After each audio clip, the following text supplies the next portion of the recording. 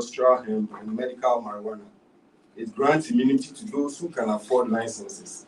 Remember, Ghana's Pharmacy Act and Narcotics Act have always permitted cultivation with the Ministry of Health, but this has little to do with the marijuana community. We have key stakeholders when we talk about the marijuana community. We have the everyday user, those who use as creams, those who use as pomade, those who use the seeds for protein, those who smoke a joint. They are all part of the everyday users. And then we have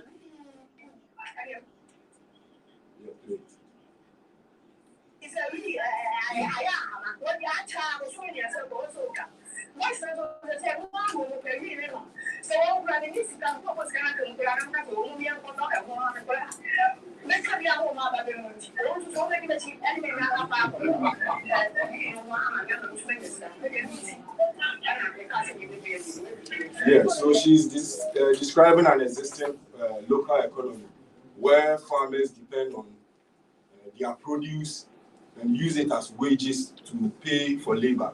And that is, she intends to enter into the mixed cropping part of farming.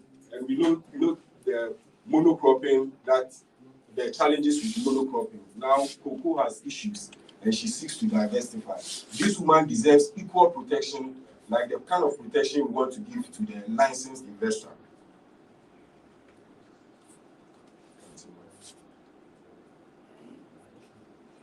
So, Dr. Prempe Charles, Professor of African Studies, KNUST, said a good understanding of the beliefs of marijuana users could guide policymakers in devising an effective way of dealing with the social challenge. Now, reforms have centered on everyday user except the marijuana community. This is why the advocacy committee has taken this tangent. Now, in 2020, a plaintiff challenged Ghana's 2020 cannabis reform, claiming the international treaties mandated total prohibition. The Supreme Court, however, argued that the treaties do not ban all cultivation. It is within the state's purview to decide how to regulate. The drafters left room for signatories to pass laws that permitted legal use. So we realize that it is the state that is prohibiting cannabis and not the treaty. And advocates cannot leave regulation of marijuana to the states, as we have seen. Now, at the Second Opium Conference in 1925, the delegates admitted that prohibition could not be enforced in Africa because of the fact of the marijuana community. The French delegates said there are several tribes in Congo among whom the habit is very prevalent. The subcommittee F report also indicated that prohibition could be enforced in highly developed countries, but not in Central Africa or Central Asia. The question is, so why do we have prohibition still here? We use it holistically, but in 1925, the delegates imposed the vague categories, medical and scientific.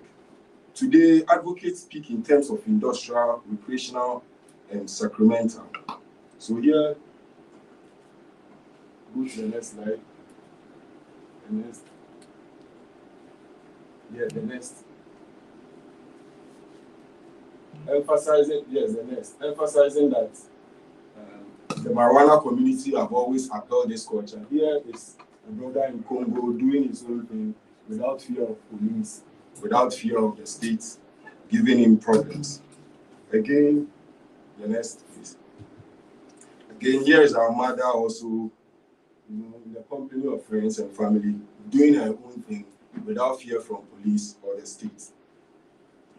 We noticed that the Single Convention on Narcotic Drugs in 1961 states that where marijuana grows may claim exemptions when signing the treaty if the herb is traditionally used by certain small, clearly determined groups with magical or religious rites. And the question is, here in Ghana, do we have marijuana growing? The answer is yes. And so the states were supposed to be exempted from this. Now they made an assumption that certain small, clearly determined groups, but here in Ghana, we notice, and everywhere in the world, we notice that cannabis users span from all walks of life. We have doctors, we have teachers, we have masons, carpenters, all walks of life You have politicians, yes, Kayayo, Ashao, everybody uses hemp, and everybody deserves equal protection. And so this definition for limited groups does not fit. In fact, we have the Rastafari community, we have our traditional healers who depend on the herbs to heal. Now, why we say that there is a need to center the marijuana community? According to the author of African Roots of Marijuana, Chris Duval, he said, cannabis smoking is ultimately an African innovation and contribution to world culture. So the Year of Return, the Dirty December, they all attract cannabis tourists. Africa is arguably the world's highest producer, according to UN report 2007, and is said to be home to the highest consumption rates. Nigeria tops the continent in the world with 19% plus user population. Ghana's high usage, Ghana use trend above 21%. It's significantly higher than the legal markets like Uruguay. In Uruguay, just 12% of the nation uses cannabis. Yes, it's legal, compared to Ghana, where we have more than 21%. And then Ghana is recognized as a liberal public perception country. So we have noticed that, yes, there is clearly an existing marijuana community here in Ghana, and marijuana laws must center on this marijuana community. Now we look at attempts to address the problems that came with prohibition. We have seen the legalization era. The 21st century has been declared a legalization era. You see Uruguay, South Africa, Canada, Malta, Luxembourg, Germany, Czech Republic, and other countries all legalizing. The 2016 United Nations General Assembly urged government to be more flexible. The United Nations General Assembly marked the end of the war on drugs and the beginning of the flexibilities era, as we have seen that the war on drugs was a war declared on people. So more than 40 countries have legalized medical marijuana. 40 US states, 4 territories in Washington have legalized marijuana. Go to next slide. Next. There's a map. Yes, the map. So here we see legalization in the global north. We realize that countries like US have legalized it for their citizens. In Africa, we see that the blue region marks where they have legalized. We realize that it's only in South Africa where the plant is legalized. Other parts of Africa continue to see persecution. This is what the next slide, we realize that the pre-prohibition Africa era, restrictions was put on the herb use. Now, Africa, when God gave us this herb, we have not had any prevention from accessing or using any herb. It was these conventions that imposed, these colonial laws that imposed the restrictions on cannabis. However, we noticed that in Ethiopia, something unique happened. Remember, Ethiopia was a nation that wasn't colonized. There, restrictions were imposed only on British residents and not on Ethiopians. And this is something worth stimulating when the state prioritizes their people. So we see legalization in global south. There has been a lot of promises and the model. There is a perception that there will be so much job creation and there will be tax revenue in $1 billion market. We have seen the models like medical, recreational marijuana use, medical and export use, and medical industrial only. For instance, in Ghana, that is where we are living. But we have observed that there are barriers. In certain places, of course, Professor Amotep is going to tell us more about the economics, but in some spaces, they don't see economic improvements. And there are bottlenecks like exorbitant license fees. We all heard that here in Ghana, most of our farmers are exempted. You need to acquire about 11 licenses. This position exempts most of our peasant or smallholder farmers. We also see a global export saturation and a lack of processing and quality control facilities. Professor Amotep will tell us more about how that will be addressed. We have observed that legalization has attracted foreign capital. It has attracted elite and foreign dominance, like our cocoa and gold market. We have seen open export markets. However, it has created a small number of jobs. And small farmers, small-scale farmers, they are excluded.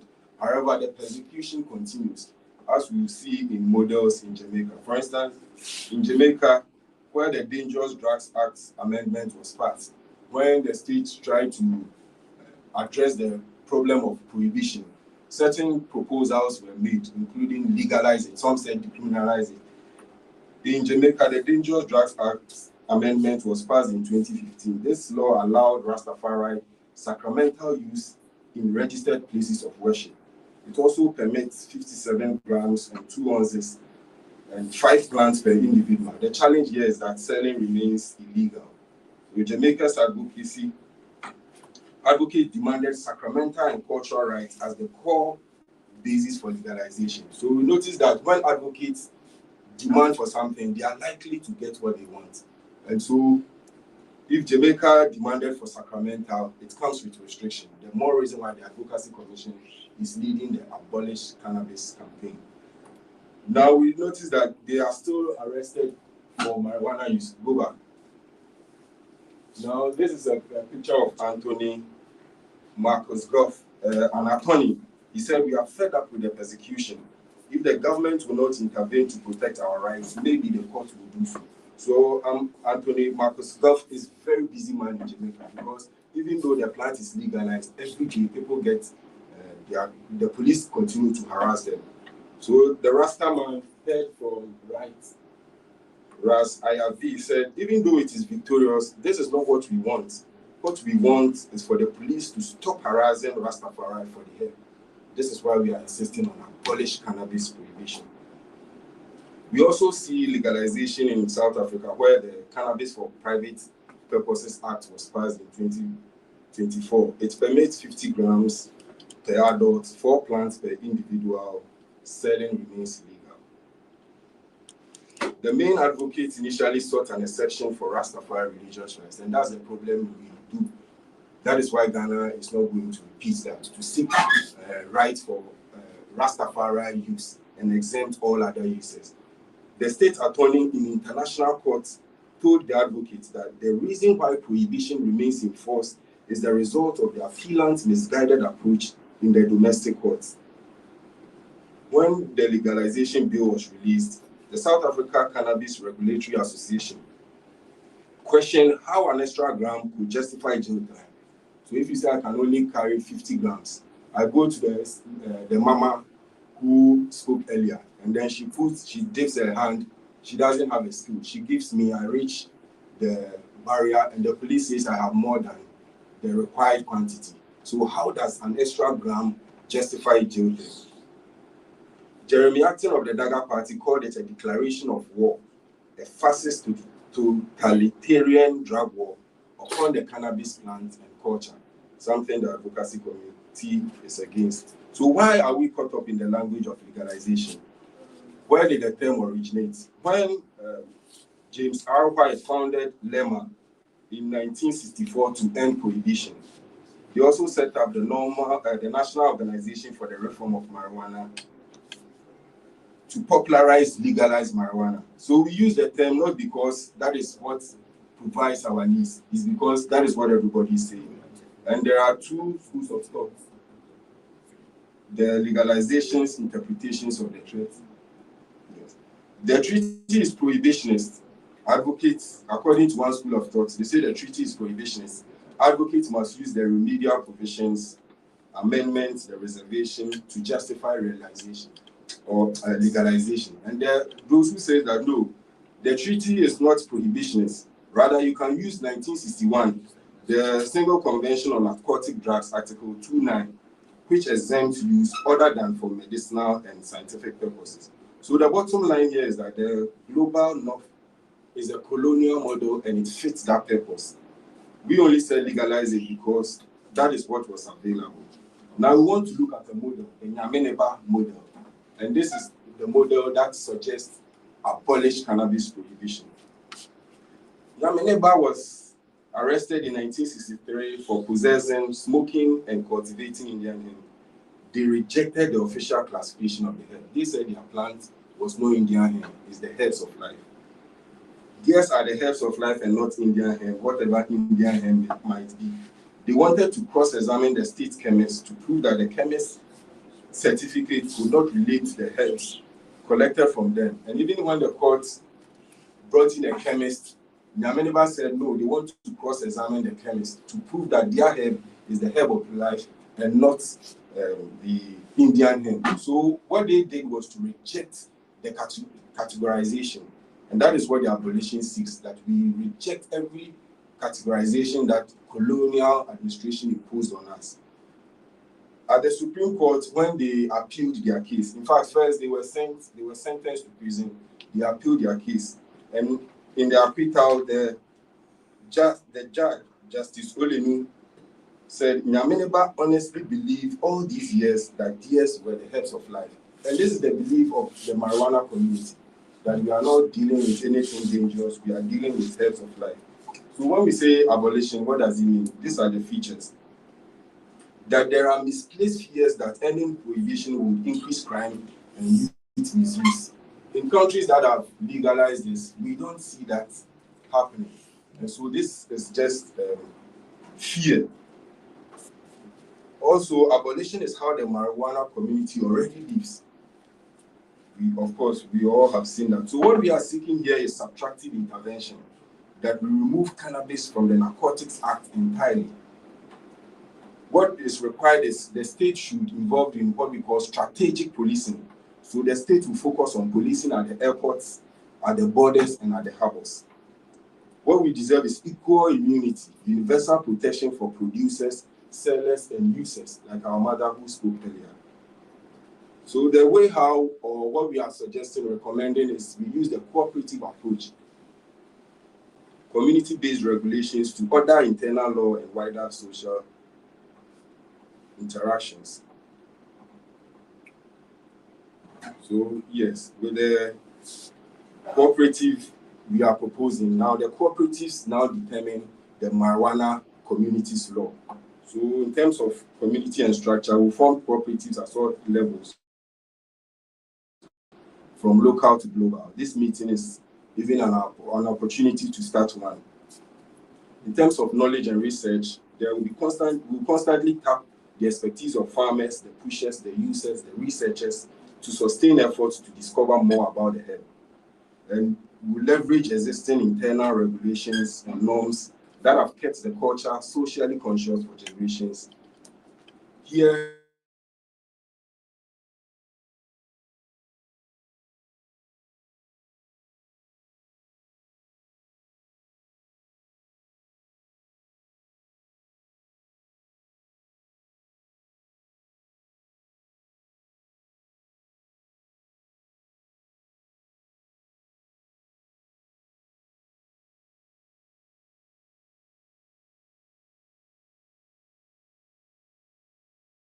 into force. Quality is no ganja seller want to be in prison for cannabis. Laws that were set up to colonize us. I think we must undo these laws. So in closing, I'll end with a statement by Judge Eddie Ventos, who has been so much involved in cannabis legalization around the world. He said, fundamental rights and freedoms are not and can never be subject to parliamentary approval. So we cannot wait for Parliament to determine our rights as a community. We are taking that destiny into our hands and to insist on our rights. I thank you all for your audience.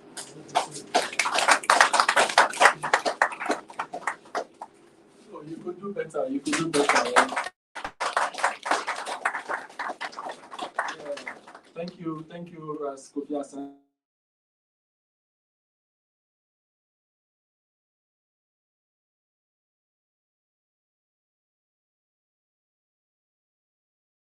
For that was very insightful. For the government, tell you when they recognize it, that they will also reap the benefits from it.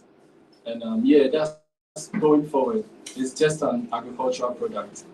Yeah. So on this note, I think we'll welcome our keynote speaker, who is in the person of Professor for Imhotep.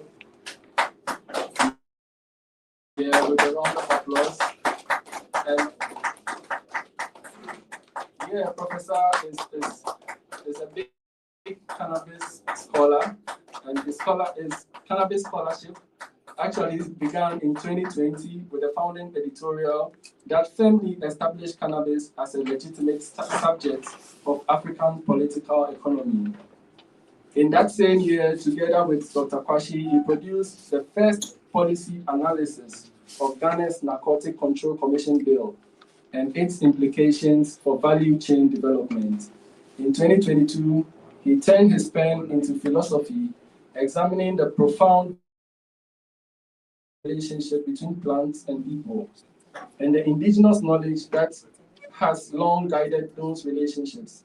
So in 2025, with Anochikwesi, he delivered a landmark abolishment framework and a work that continues to shape the conversation in policy corridors across the continent. And I think that is why we are here. And so let's pay attention and listen to some knowledge. Okay, thank you.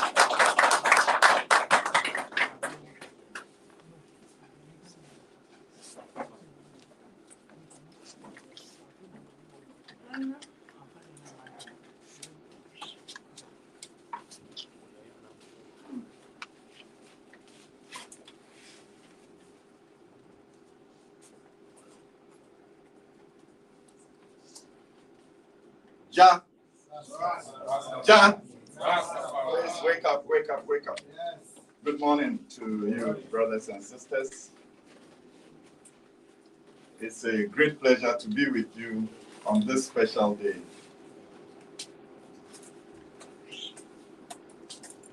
It's the 420 day around the world where various groups of people have attempted to go around the rules that have been created around just one plant. And it's also the day to mark your 5th Rastafari Cannabis advocacy work. And I congratulate the Rastafari community. Yeah, I mean, this has been a long drawn battle against not just indigenous knowledge, against not just the feminine principle, but against the very root of existence of our planet here, which is rooted in the plant kingdom. We exist as a symbiosis between what is in the plant kingdom and the other kingdoms. In fact, it's almost impossible to imagine a human being existing on this planet without the plants. So my work on this plant comes from that basis, the indigenous way in which this plant was treated.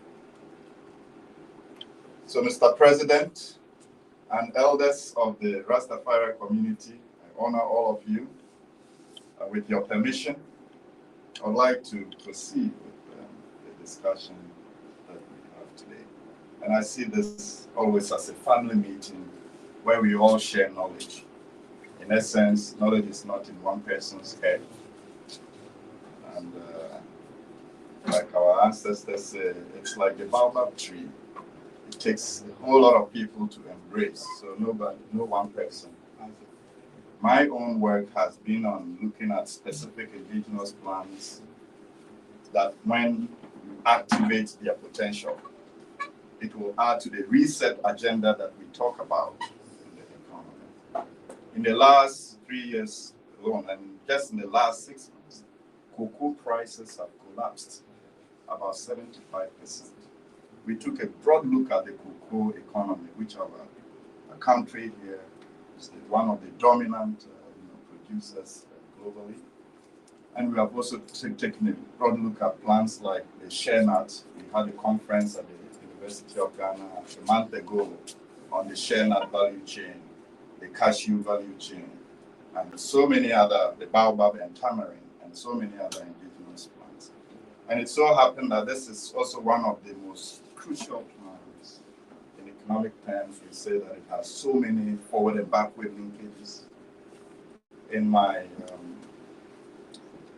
editorial the maiden issue of the Journal of Indigenous and Shamanic Studies, we talked about the multidimensionality of cannabis. Over here, I am not talking about smoking cannabis. I am not talking about just the one that they are legalizing.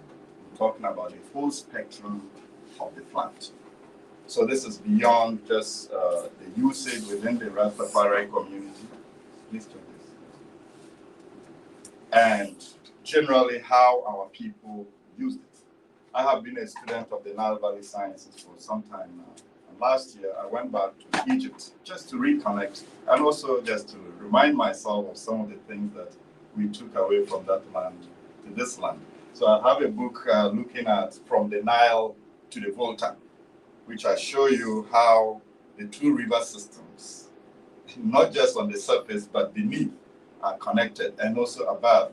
And then if it was those people who built the civilizations there, that has already long been established by most of our ancestors already, that we are the same people. The usage of cannabis in embalming the bodies for burial and for preservation is one of the most critical plants that has been used over the years. And you will see in the pyramid text, in the medical papyri, the use and treatment of various kinds of diseases. So we are going to look at the science, the economics, and the law around what the debate around cannabis prohibition. And finally, we want to talk about abolition. So in this lecture, please make sure that the thing is stable so that I can change the slides. Okay, so let's go. So this is the path I want to take you on. We look at the science of the plant, which has been well documented. In fact, it's one of the most studied plants globally among various indigenous plants. The evidence around the science, and then we also look at the colonial legacies surrounding the laws and the history of prohibition. Here, I don't intend to go far back, but I believe that the Rastafari group have already accumulated a lot of history around this. We can read the works. And then the economics of prohibition, which is where my work dwells. From the background of economics, I want to demonstrate to you what we have been teaching our students in the classroom about other plants, like tobacco, for instance, and other addictive substances, dangerous substances like alcohol, which are both legal compared to a plant like cannabis. And then also to look at what is the cost of actually trying to keep a legal system like what we have with respect to one plant in place. And then we also look at the benefits. Some of my colleagues have worked on the utilitarian cost-benefit analysis of cannabis. So a lot of that work we have collected in the journals, and I welcome all of you to take active interest and read and educate yourself on some of this. And then I'll look at some 5 pathways. Today we are more concerned about the number 5 because this is the 5th conference. And from this 5, it's a number of change. If we have reset the economy, we can also reset the cannabis laws to follow the new thinking around the new Africa. Yeah. And earlier on, I was talking to President, and I told him that it seems to me that everything is happening around this time for our good. For a long time, the Rastafari community has been talking about reparations and repatriation. And I remember almost 30 years ago, my great friend, Ras Olibini, in the Black Awareness Group at KNUST, we had these debates. And we have talked about all these things. Today, the time is up for us to do what our ancestors have asked us to come here and do. And so we have an African president who could voice this out on behalf of us, not just in Ghana, but across the globe. The whole of the Black world is waking up to the reality that the very places where the laws were made about keeping us in this state are the same places that we have to go back and change the laws. And so we have the reparation movement going on. And then the Rastafari movement talking about the cannabis abolition. So this conference has set a new tone for abolition. And that abolition is not a confrontation. It is about providing alternatives. Very often when you work with policymakers and you talk with them, you will sympathize with the positions that they find themselves. They are in a place where they are being made to implement policies that they themselves do not understand. So if we don't take a confrontational stance and we provide the science and the evidence, it could help clarify their own state of ignorance and help us in debate. So it's not a fight, it's about providing the evidence around the plant. And it's on our own brothers and sisters who are in uniform. It is our own brothers and sisters who are making the laws. It is us who are part of this generation of scholars, students, users, farmers, and various participants in the cannabis industry that the liberalized market will provide the opportunities. And if we want to raise the GDP faster and deeper and bring about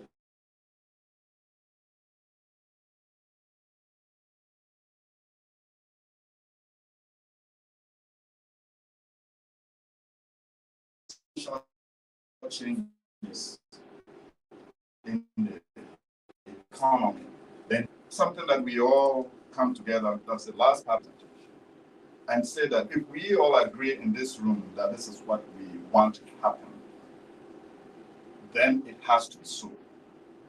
For we are the progenitors of this very dimension and this plane. Our ancestors told us, and they showed it, by the words of our mouth, we can pronounce things happen. And with the body of evidence, we can actually push them through the legal system that criminalized the free plant in the first place. So that is the journey. And this journey draws very much on my personal work that I've done so much at the University of the Witwatersrand.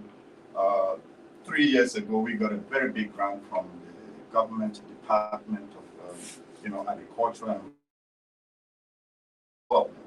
And at that time, they wanted to understand the various chemotypes of cannabis in the South African system.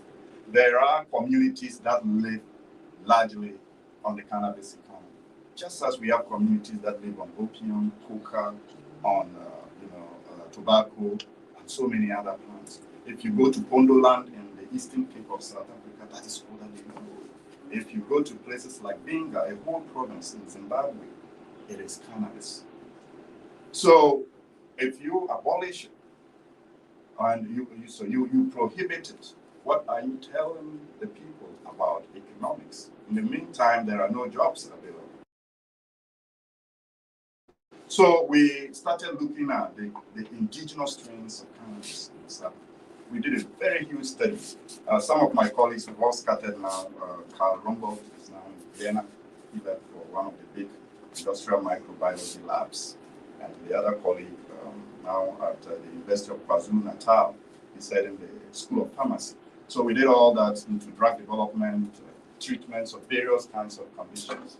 And we have documented the literature in the first volume of the Journal of Indigenous and Shamanic Studies.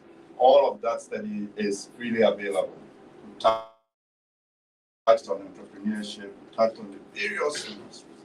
The recent work is what published with Rastafari Anochi, and big up to Southern Fireside. It was an attempt to synthesize all the evidence and provide a menu that we can use in the debate of what happens. So please engage with the literature and educate yourself. We are now in the information world. Fortunately, because we are carrying too many smart devices, we haven't become smart ourselves. We need to be smarter than our devices. not just clicking on the trending things, but sit down with the paper, Yeah. read it, get the debates, the various strands of arguments. And when you are doing your advocacy work, you will be able to help your own brothers and sisters who are sitting in Parliament making the laws.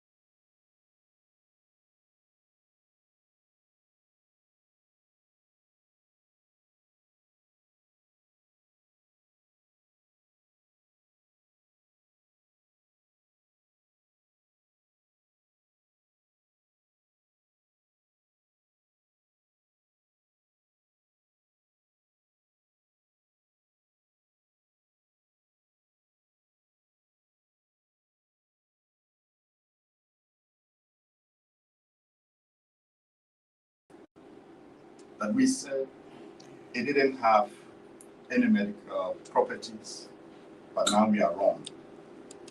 And for some of the, very dangerous things that we said it had, finally we have come back and said, no, that is not the case. So even at the UN, where the laws were made, they have backed down.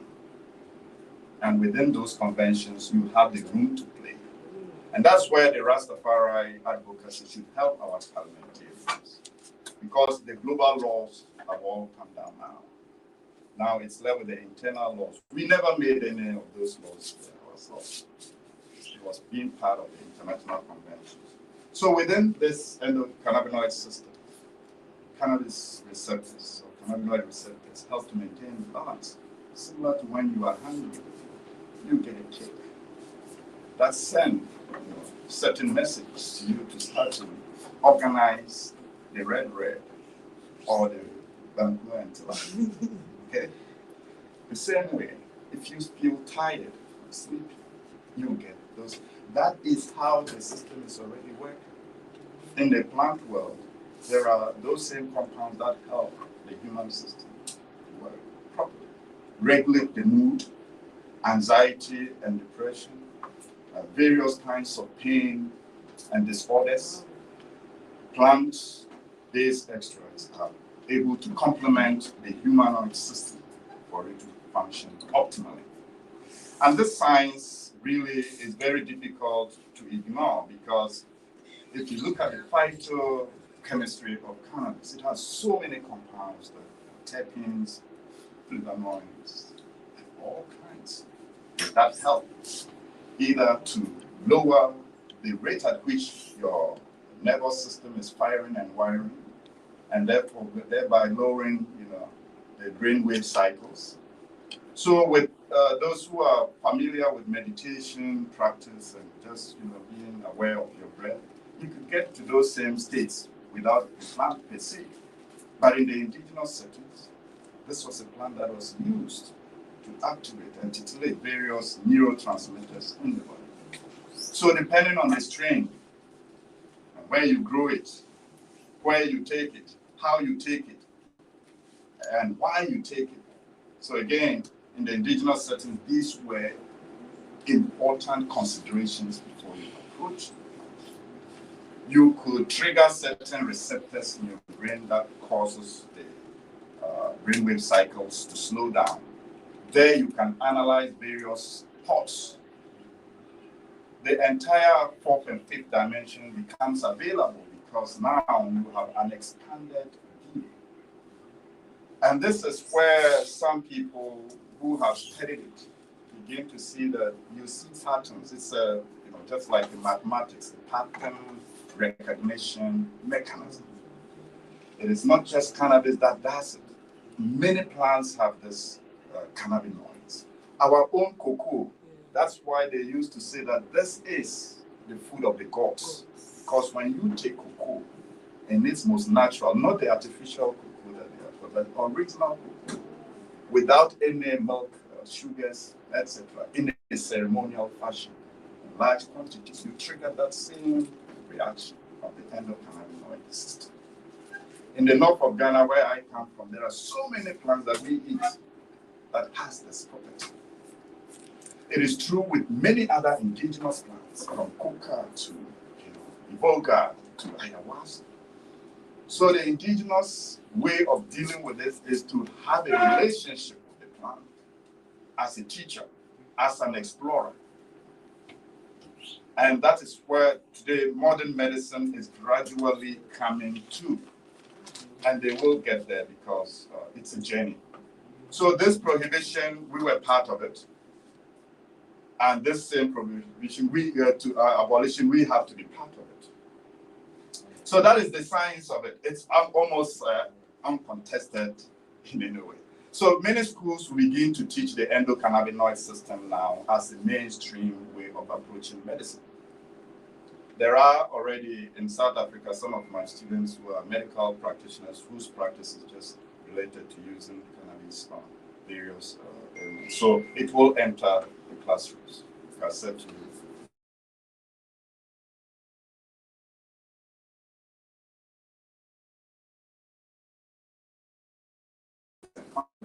based on the same route. No other way is possible. Now, if you look,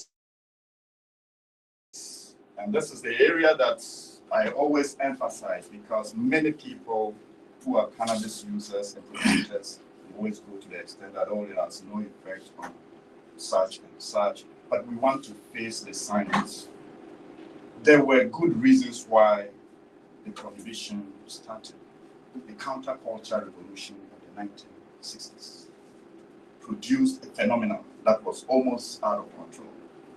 If you have people popping LSD pills on the streets, you are sitting in the ghettos and popping, ganja, opens the receptors.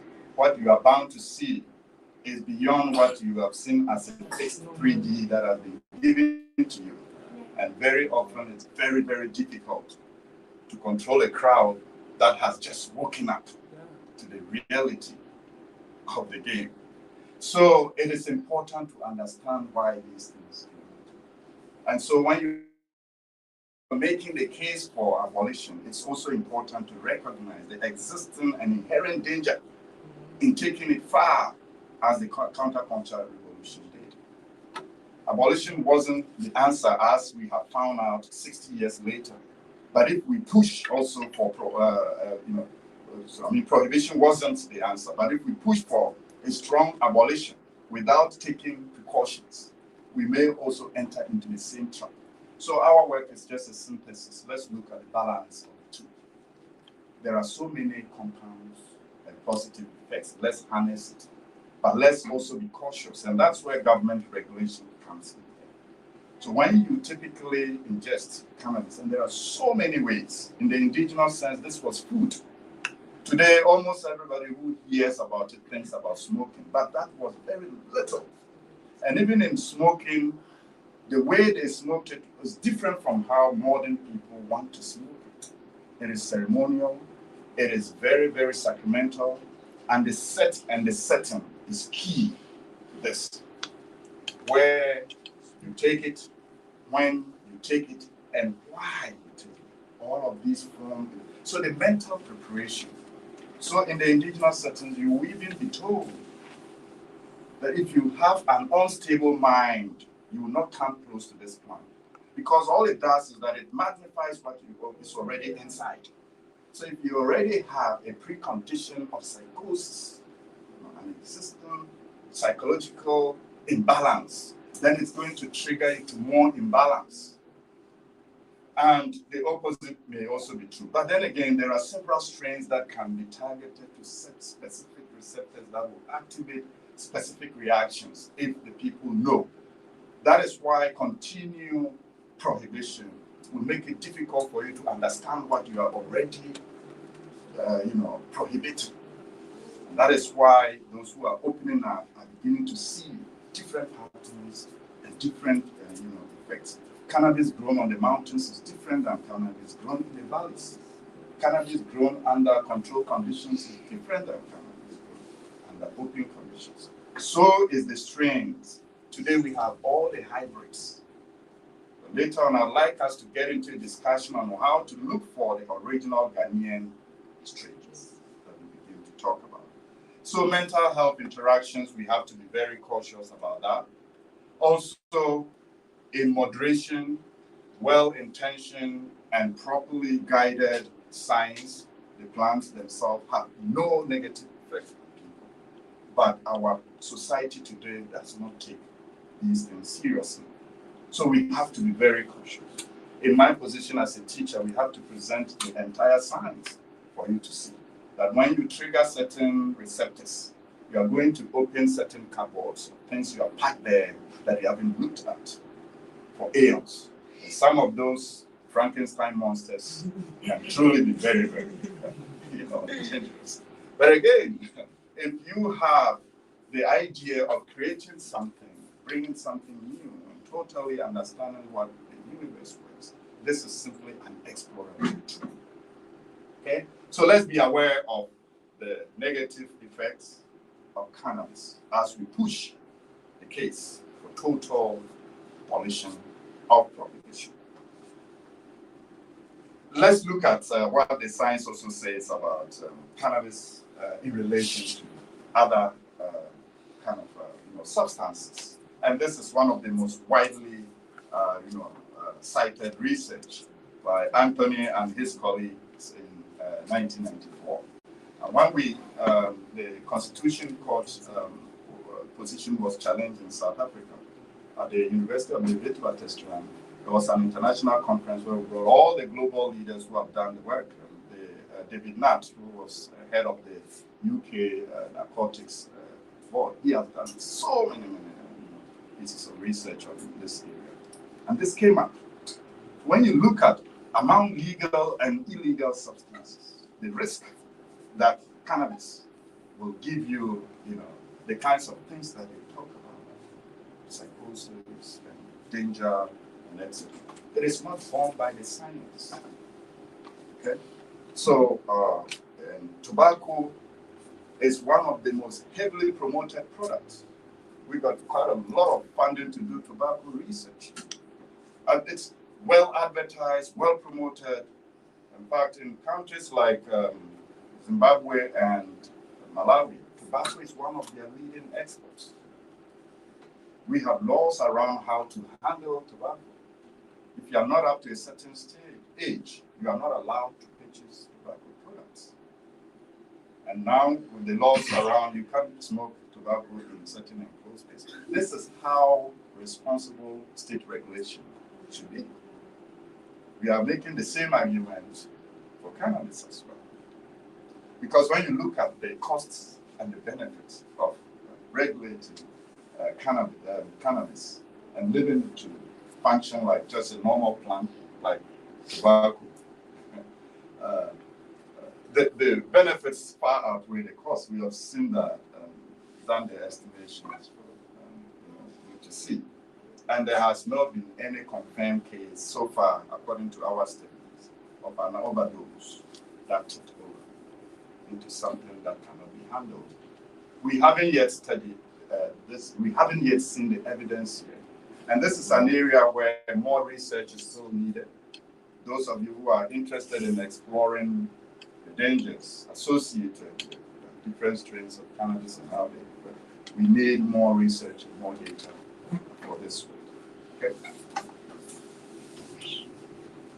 If you look at the medical conditions, this has now been widely documented. In our own network, we have seen studies that looks at cannabis for conditions like migraine, for instance, post-traumatic stress disorder, anxiety. The reason being that once those receptors, it's like a lock and key. So if you are locked into a low vibrating equilibrium, it opens up, more energy becomes available, and the receptors are able to fire and wire in your nerve. Your nervous system basically just take a new shape, lay new tracks that bypass those old, broken records that are constantly singing. So many conditions. In South Africa, again, it was the parliamentarian, the Honorable Ambrosini, and may he so rest in peace. He came out from the worst forms of, chemotherapy treatment, very painful, effects of having to go through chemo for his cancer. And he championed the cause at the floor of Parliament. But we don't have to wait for people to get sick and get, through those conditions before we do what is finally necessary to let the plant just move according to what the global conditions and trends are also moving, but also inconsistent with our own indigenous understanding and meaning. So we have seen cases of multiple sclerosis. In fact, a lot of the neurodegenerative diseases that modern medicine says they have no cure, we have seen some of those getting better and better with some cannabis applications. So the research is really very, very key for us to understand more about what we need to know about this plant. So if you look at the global legal cannabis market, And part of my research looking at this shows that Ghana is still at the very, very, very early stage of this. And that's why the debate here is very key. If you look at South Africa, it's now capturing around almost $2 billion from the legal cannabis. But if you have done some economics here, you realize that the informal sector is always more.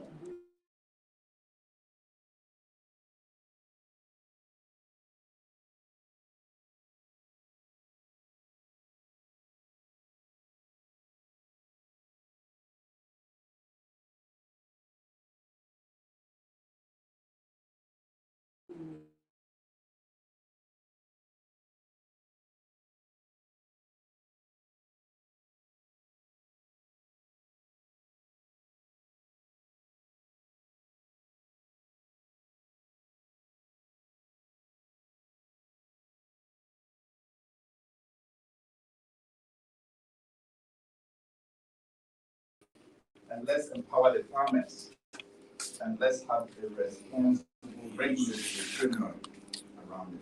So you see, Morocco is the next place where this is really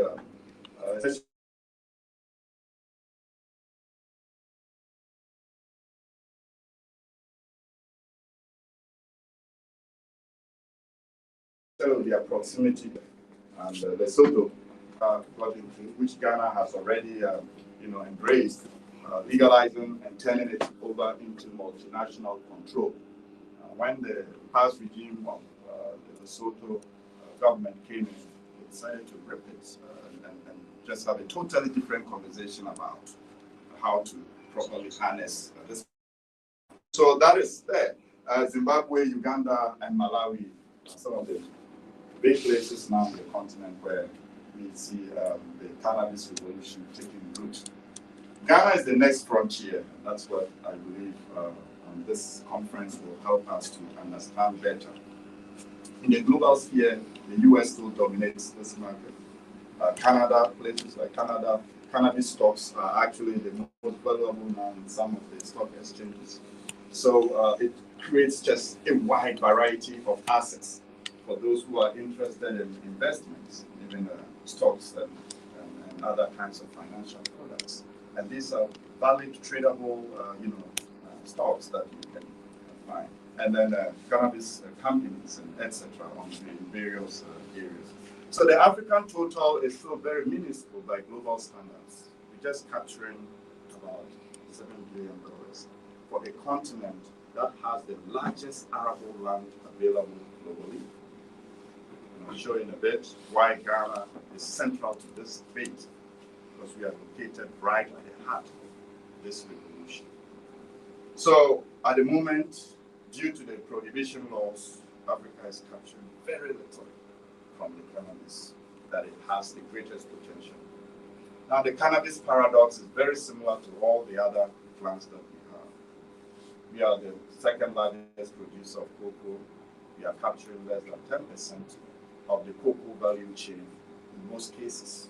This is true for cashew and shea nuts. It is true for most of our raw commodities that we have here.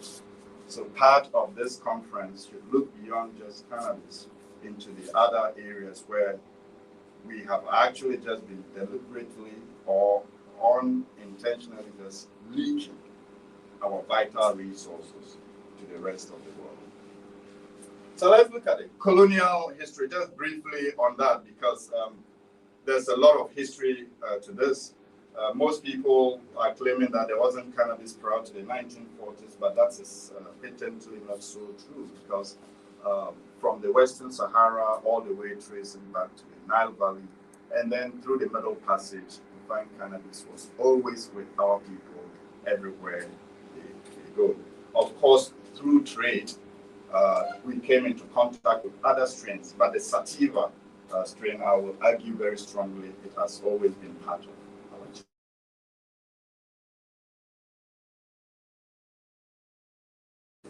Southeast. But if you also study the works of Ivan van Sertima and John Clark and Joseph Ben Johanna, you see what we call India today is basically still us. Okay? continent, several areas that we have now forgotten that we are the same people before. So, prior to find the only use of cannabis was for ceremonial and ritual purposes. This is our shamans, the sangomas, the earth priests, the medicine people, those who were carrying the great sciences of embalming the bodies, understanding the world of the seen and unseen. So this was a transcendent plant used for that purpose. So the medical rituals, we had them in our practices, they haven't changed at all. And then from a lot of influx of the soldiers who came back from the Second World War, were run in contact with the East. We still have the Burma camp here. Today, Burma is what is changed to Myanmar, but our soldiers fought in that battle from there. And when they came and set up the camp, they named it Burma camp. They brought some of these plants, cannabis from the East, and the culture started. But the culture was always here. From 1961 onwards, the UN became more active in consolidating all the various rules and regulations that existed in various countries into what they would call the Single Convention. And this was the UN Organization for Drugs. So the Single Convention set the rules for us. And it's interesting to note, in 1972, the Single Convention basically sets the parameters for what is permissible. It was also around the time of the counterculture. So, not just cannabis,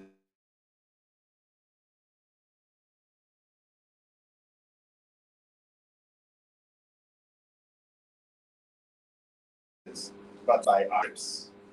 Because the moment you get out of this body, you see that things are not what they seem.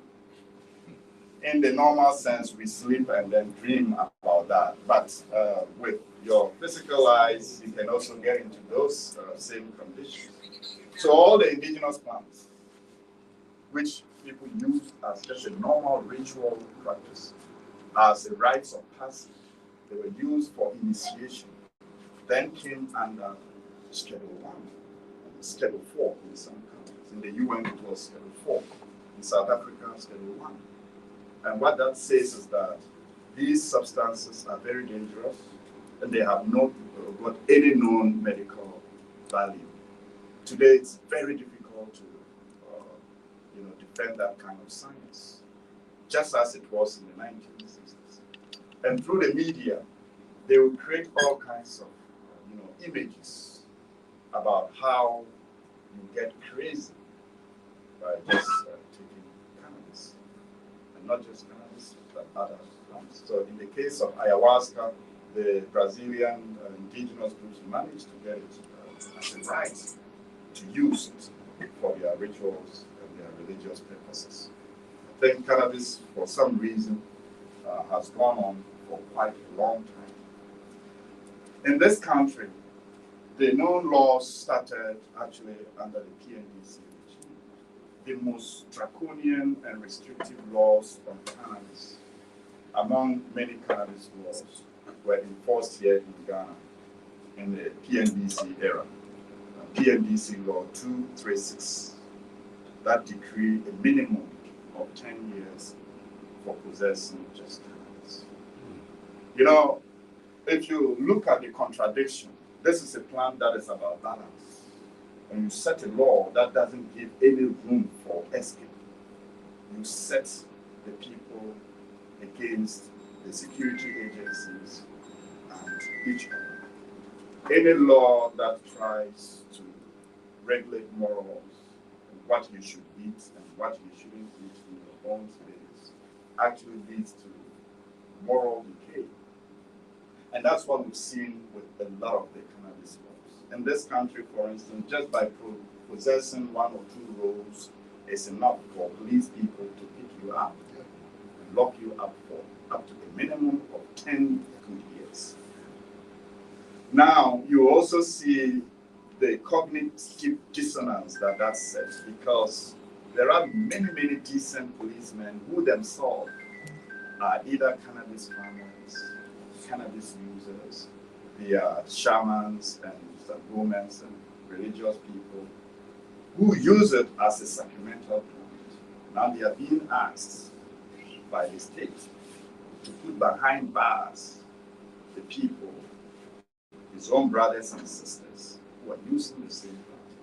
So you see that this sets a very big contradiction in our psyche as a people, in the psyche of the security agencies, and in the society.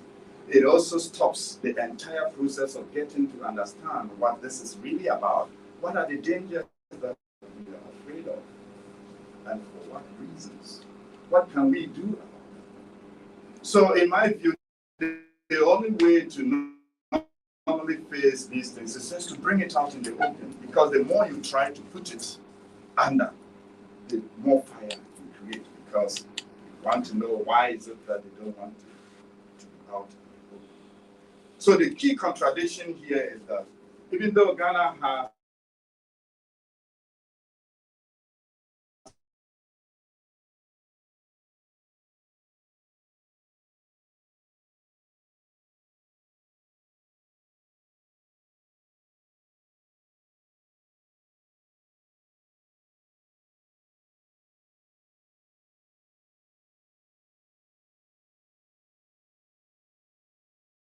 the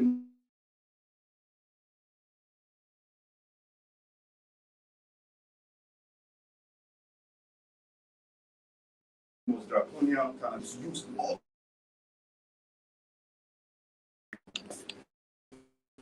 So this is similar to how we are doing with almost about everything.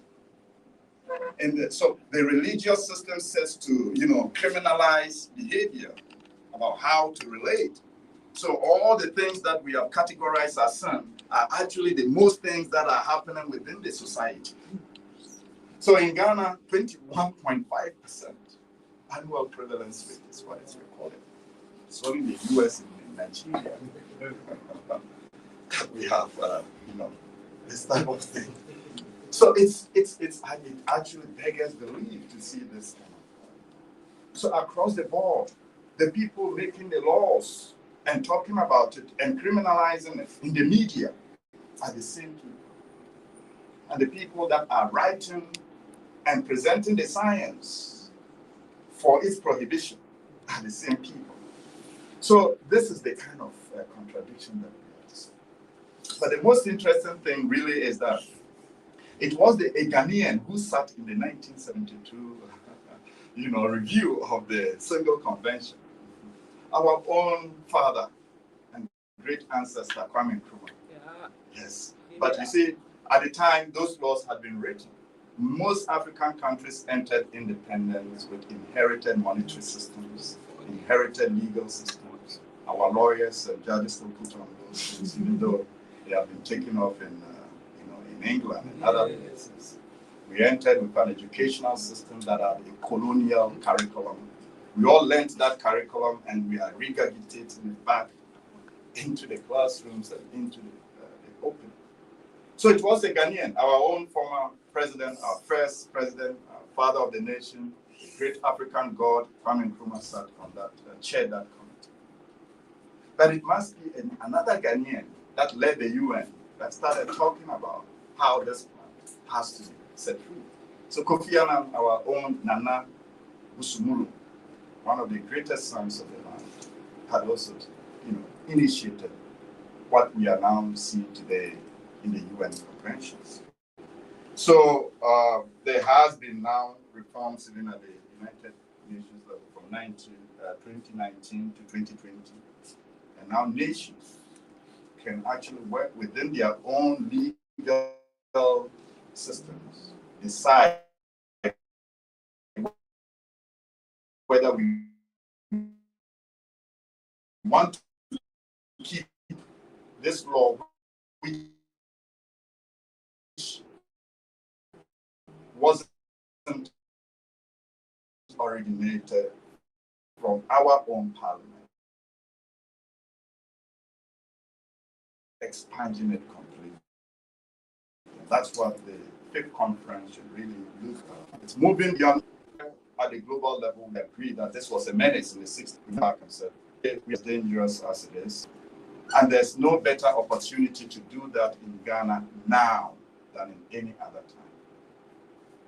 Because we are beginning to wake up to a new conversation that a black man finally can run and can manage his own affairs, can make his own laws, where international laws, commit us to certain things. We must work them within what our own experience.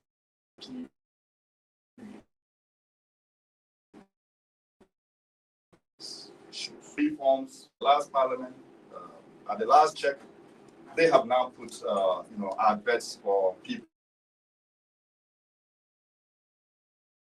and companies and groups that want to apply for license. But we are talking about something beyond laws.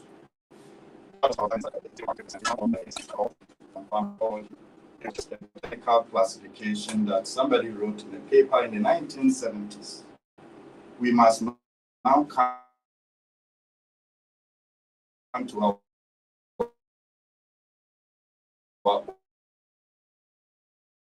own science and our own understanding and begin to help our parliamentarians and lawmakers and policymakers about the new parameters that we need to about the CE levels. Yes, one day the experience of London, one continent and one region and one society is totally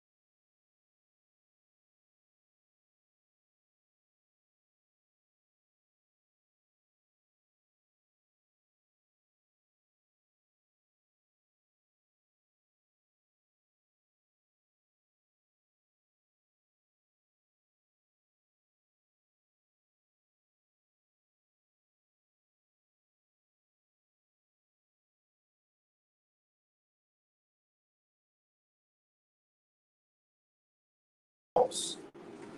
Some of the conservative estimates, I saw this in the budget, 2024 budget.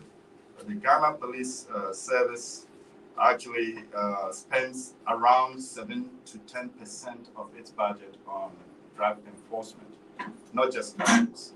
About 20 to 30% of this is related to cannabis.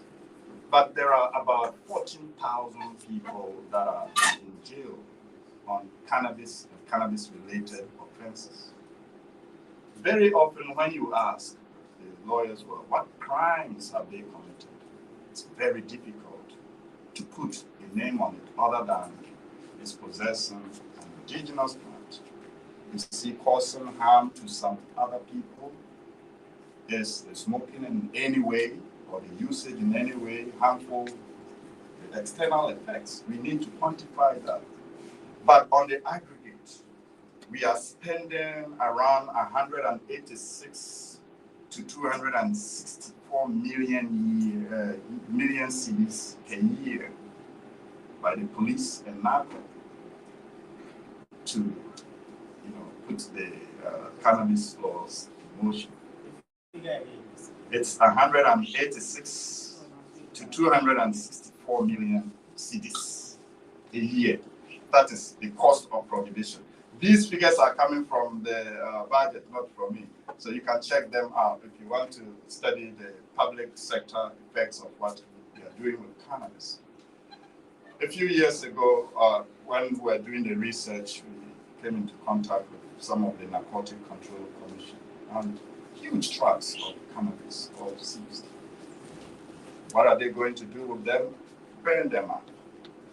Spend state money to arrest, drive the cars all the way, the trucks all the way, fuel them from wherever they were picked up, and then they are kept for some time, and then burn them up.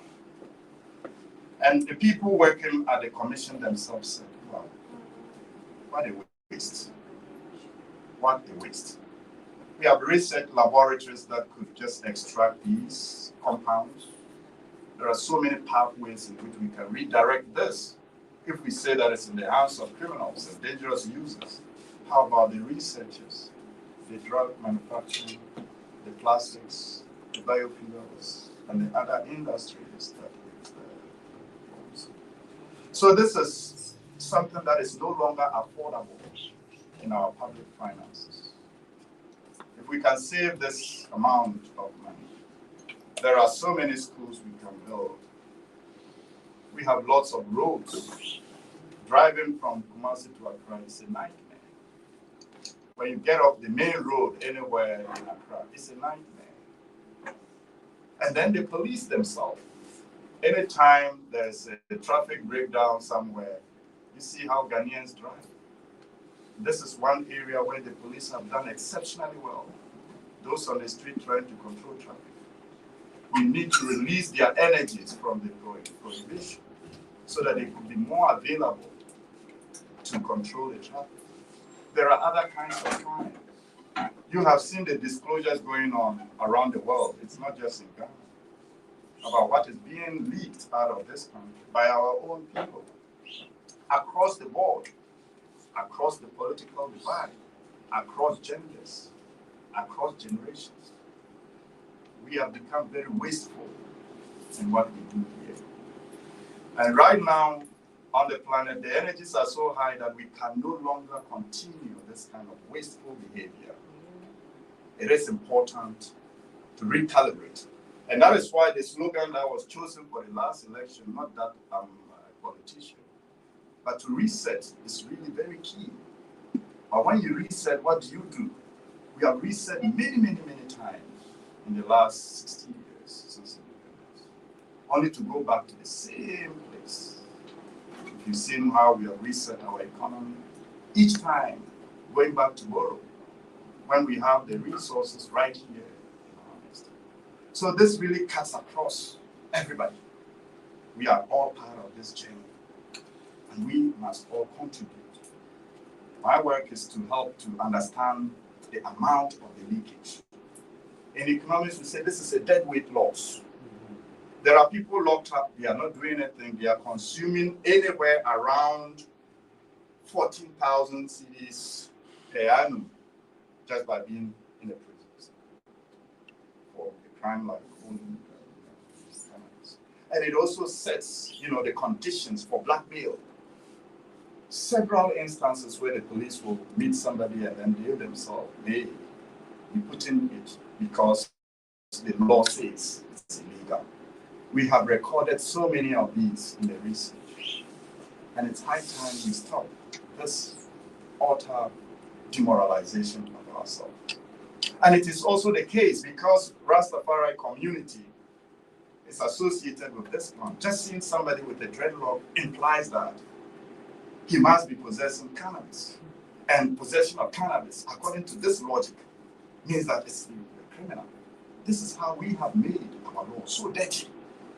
To think of a majestic group of people like us to behave this way is really quite unpardonable. So if we are behaving this way, if we allow ourselves to behave this way, we also invite others to view us like that. So the change must come from you and me. We have to teach. We have to advocate. And we have to provide the need for us. So really, if you look at the size of the illicit market alone, it's staggering. And that is why where our children are consuming it without the safety precautions, because it's illegal, we don't even know what they are consuming. So a lot of the things that people peddle around as cannabis is really not cannabis. So many other plants that look like it. And here you have an overbloated underground market that is peddling so many things in the name of cannabis. And that's what sometimes the police fix. As I've shown you, if you do the science and you study the medicine very critically,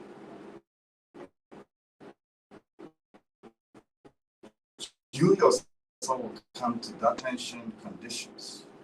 This doesn't pose any significant danger. That's where we must get to.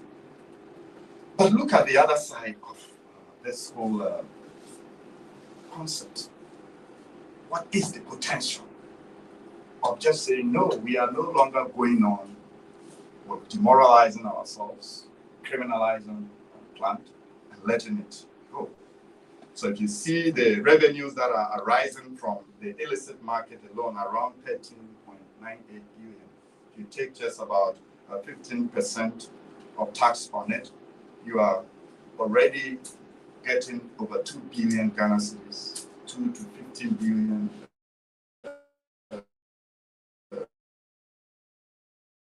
This is money that has been unlocked for us to use to close the budget loopholes. It's also an area where farmers can go into, because we already have, as I've shown you, the best conditions anywhere on the planet to do this. So to force the market into indoor grow and limited to the regulations about THC being 0.3%, we're going to be shooting ourselves in the foot.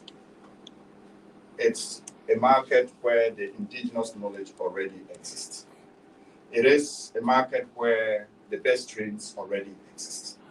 It is a market where the best conditions already exist. All that is needed is to take it to the next step. Recognize it, just as our president did at the United Nations, we have to make everybody understand. Even if they are not paying any reparations, I think Africa has enough already. Yeah. But let people understand that this represents one of the highest states of injustices on the planet. It is the same logic to prosecute on this land's possession could also be one of the most draconian ways in which we can handle the plant. So the era of abolition is actually upon us. It is up to us whether we will make that choice or not.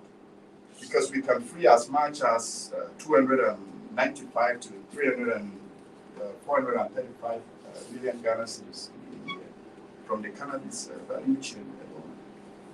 And these are just, the mini calculations that we can do. If you look at the job potential what our simulation shows and some of what the industry reports are showing, we could be creating as much as 80,000 jobs, direct jobs in the cannabis value chain. The indirect and the forward and backward linkages, we do not yet have the capacity. If you look at the economics of it alone, this is one of the most consequential plans when it comes to job creation. And it will unlock so many jobs and create alternative industries almost overnight. We have seen that surge in South Africa after the Constitutional Court ruling in 2018. And then subsequently, there's now the provision for recreational use, private use. And the laws are still evolving. So Ghana is still at the early stages. So I think part of my mission to you is that don't see this as a fight with the lawmakers, with the policymakers. It is a collaborative venture to try to understand what is here. This is what we are showing. Later on, we will show you, not today, but at another time, a book that actually puts all of this together and show you how to take it to the next level. So we can use that as a manual to make inputs into the policy debates so that we can help the government in the drive. So what are the cases for affirmative action? To actually go here, I want to show you, as I always want to do, a paradigm that we can use to analyze this. Last time I talked to you in the last conference about the eagle and the crow. And today I want to actually look at the eagle and the crab type of economy. Yeah, so the choice is really for us. I made this somewhere. We are an eagle economy. This is what our ancestors thought about when they put those two eagles to represent freedom and justice. The two eagles, when they take off, they take in flight. They have no restrictions. An eagle knows what to do. An eagle makes its own laws and obeys its own laws. In an eagle economy, it unlocks the potential of everything that is already in there, including the indigenous peoples. In an eagle economy, it studies the value chain where the maximum potential is, and it directs resources there. In an eagle economy, eagle lawyers will study the laws and make new laws about what they plan to do. So we call something Ubuntu capitalism.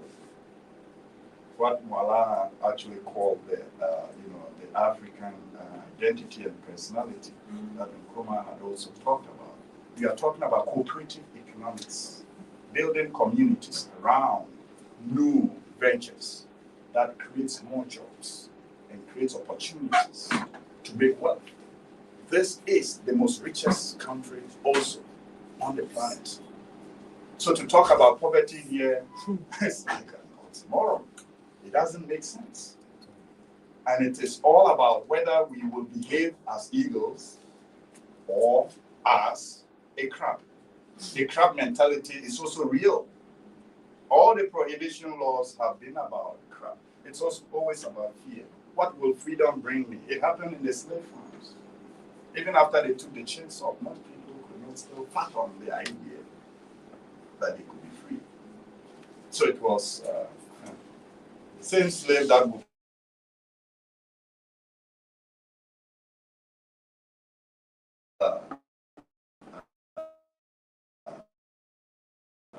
alert the master about what the others do. But Malcolm, two types of an eagle or a crab. The crab for fear. It's not that the market is deep for the crab to escape. Attempt to come out. And if we choose the crab route, we actually shoot ourselves again, because others, those who started putting the prohibition laws, have already taken the eagle path. How about eagles themselves? Those who are mimicking the eagle behavior are behaving like that. How about the eagles? This is an eagle country. Freedom and justice mean exactly that. Balance. The laws must be balanced. Just. That's what justice is. So in Kemet, when they put the feather and the hat, they must weigh the equal balance. Today, it's possible for almost all kinds of legal decisions and parameters to take place. Okay, so the choice is really in our hands about where we want to go. My proposition is that we are already an eagle. We don't need to debate about being a crab. You have to really force yourself to become a crab. And the crab consciousness is very painful. It leads to incarceration. It drains revenue out of you. It turns the industry into the hands of external parties, and they exploit. Your lunch is being eaten whilst you're sitting there. That's what we've done with almost about everything that nature has given to us, from gold to cocoa to cashew and now to cannabis. So that's really the choice. We go one further step, and I'll look at the empirical arguments, just summarizing now. The evidence I've shown you so far has shown that prohibition itself has failed to deliver what it promised. So that argument can no longer be sustained. The usage rate since the 1960s have gone up. They haven't gone down. The plant itself, over 500 compounds, it's impossible to make laws and prohibit sections of it beyond what conglomerates can extract, IP and other patents from. So we want to go beyond that and have expanded consciousness. Also, the Schedule 1 rules and the Schedule 4 in the Single Convention are no longer defensible in the light of new science.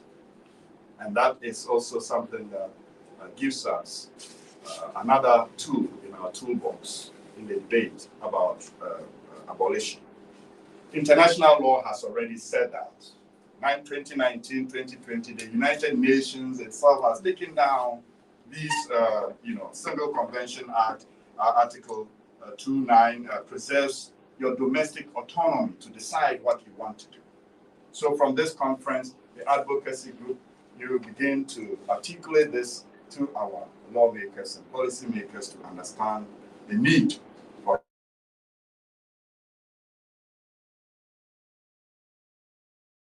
data.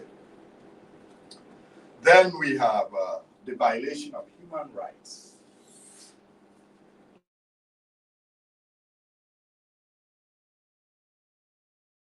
About the cannabis prohibition. Okay. The United Nations Organization on the Indigenous Peoples' Rights to use certain types of plants as a ceremonial and ritual, performance and rites of passage has now been enshrined. The UN has recognized this worldwide, and all indigenous people for whom this is a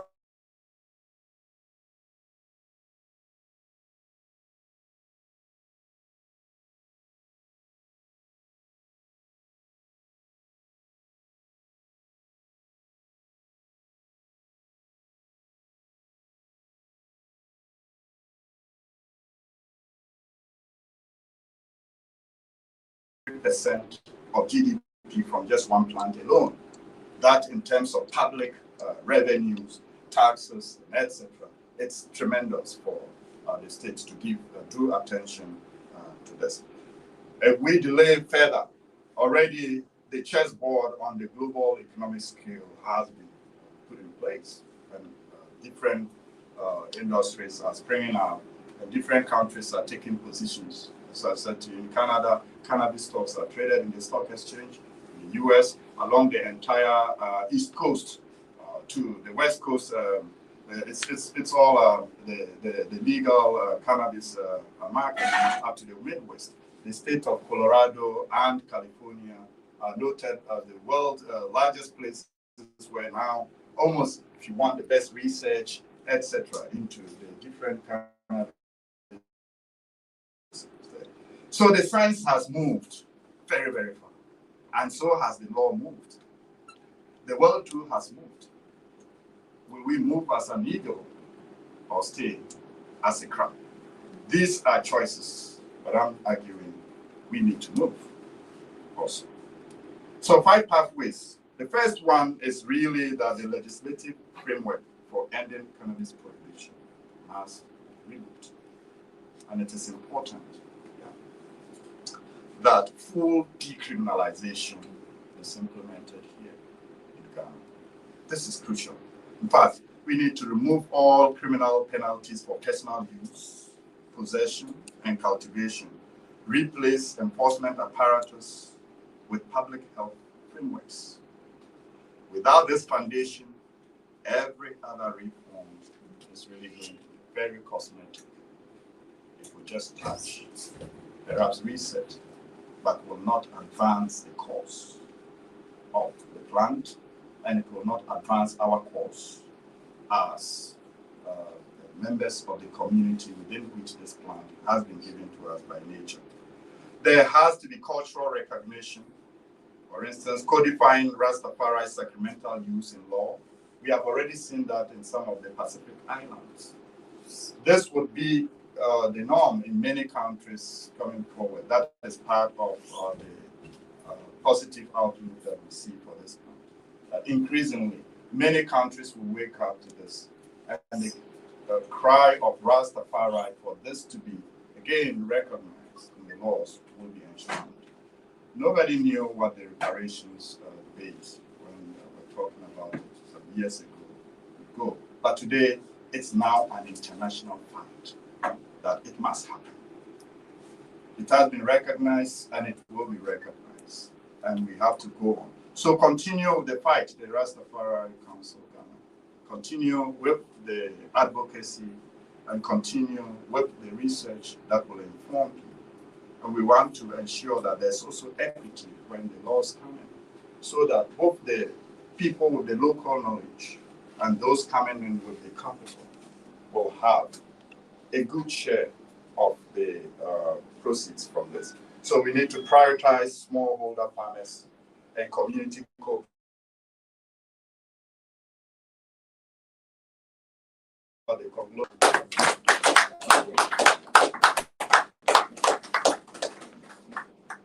and reparative justice is always in the debate and at the center of almost all of these cases where there is imbalance.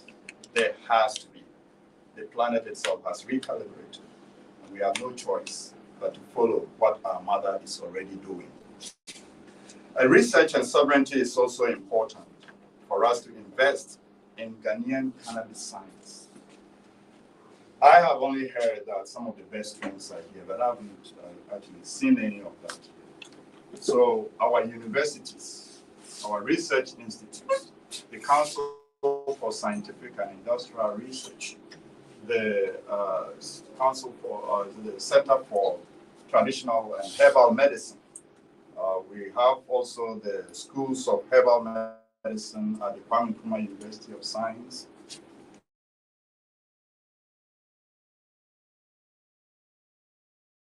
It's important that we begin to look at what has been written and said about these plants and what we can learn more about this in our own country. So funding research, and that's probably one of the things that the Rastafari Council can take up, to fund research that goes into looking at the details of what we don't yet understand, including the cost that has been used in the literature, including the negative effects. So let's try to understand both sides and maximize in the middle. Well, that's what balance is really all about.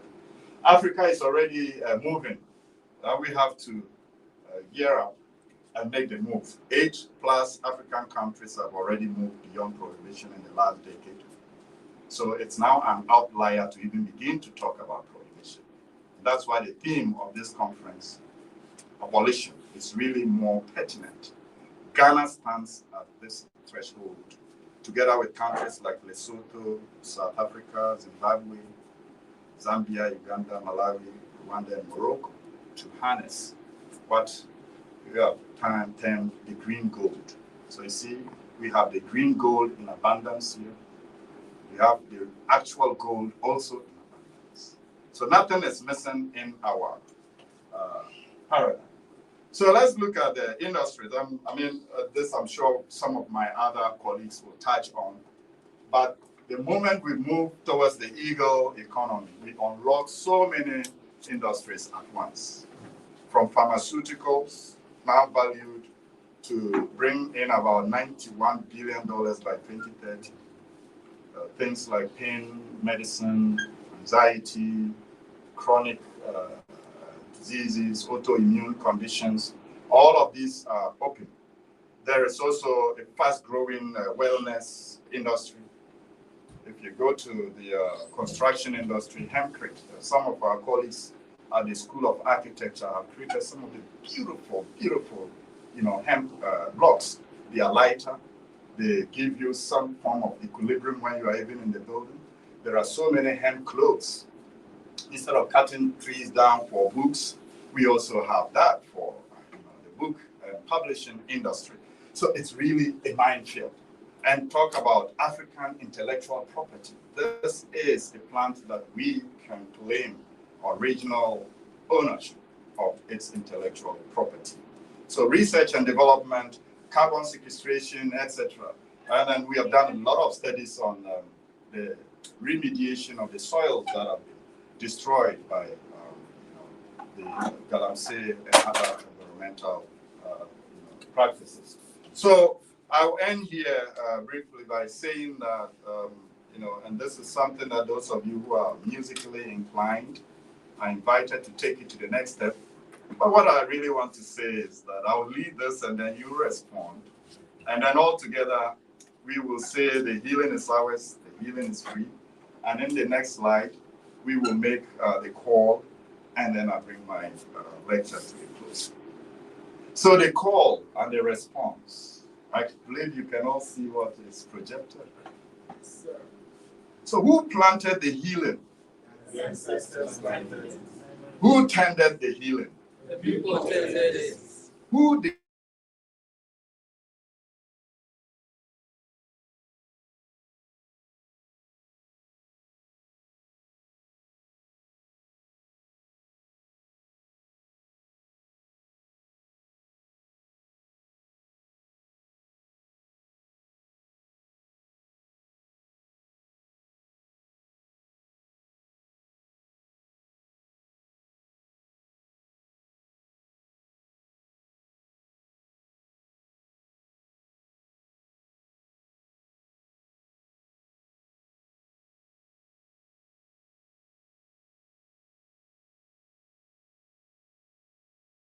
In our own way, we affirm the end of prohibitions written in a language that was never ours.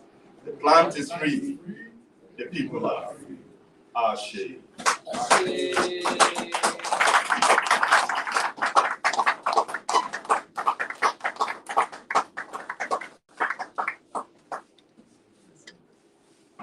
Wow, that was very, very insightful. Can we give another round of applause for that?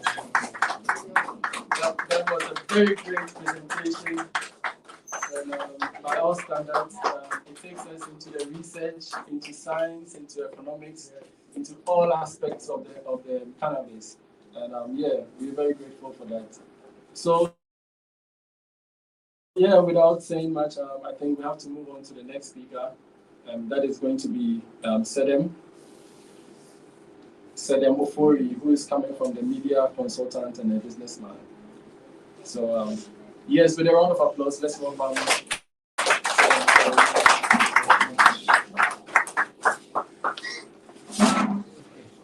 Thank you very much. Good afternoon. Yes. So that was a class act.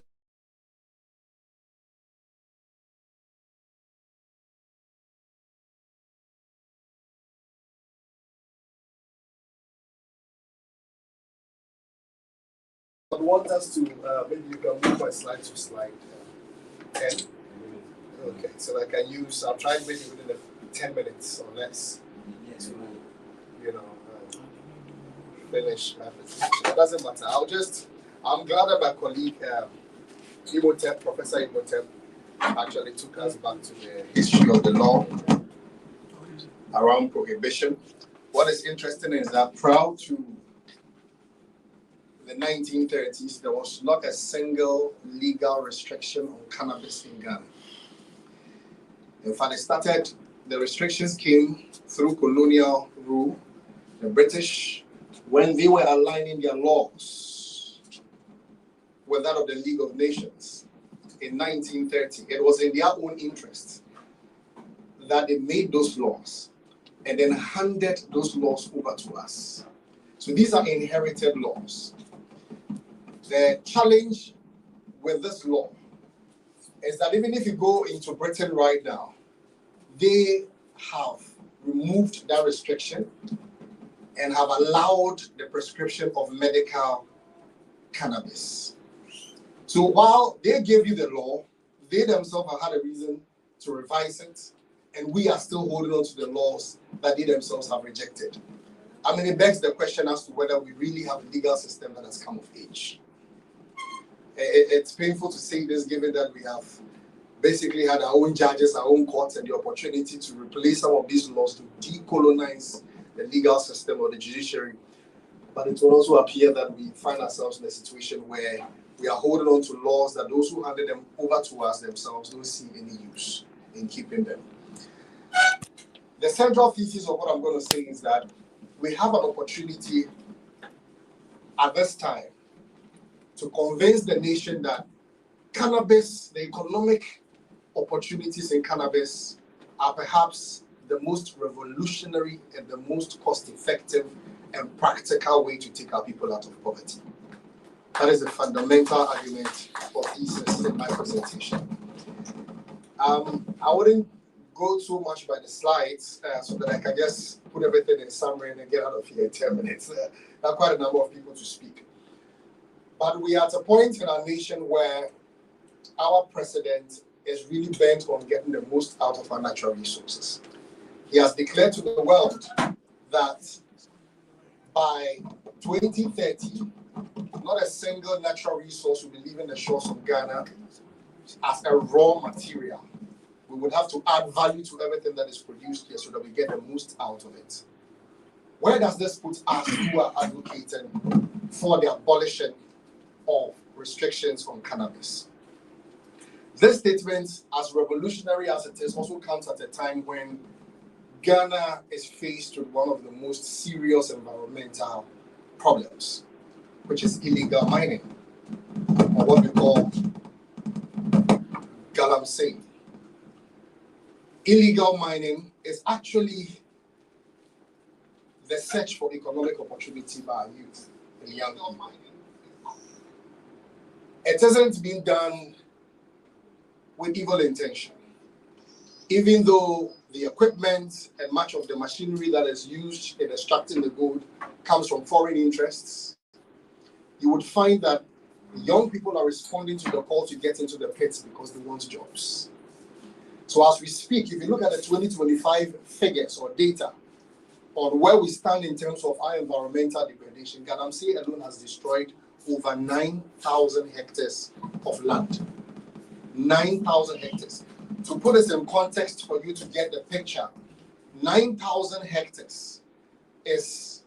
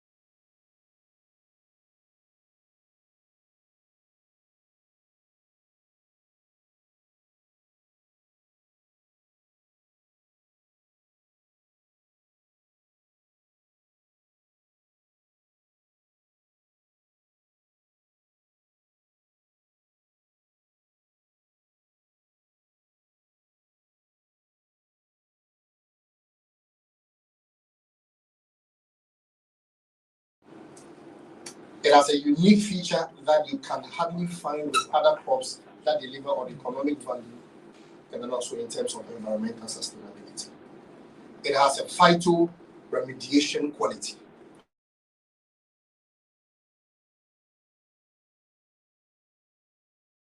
Heavy metals. It absorbs mercury and other dangerous, if you will, carcinogenic agent deposits.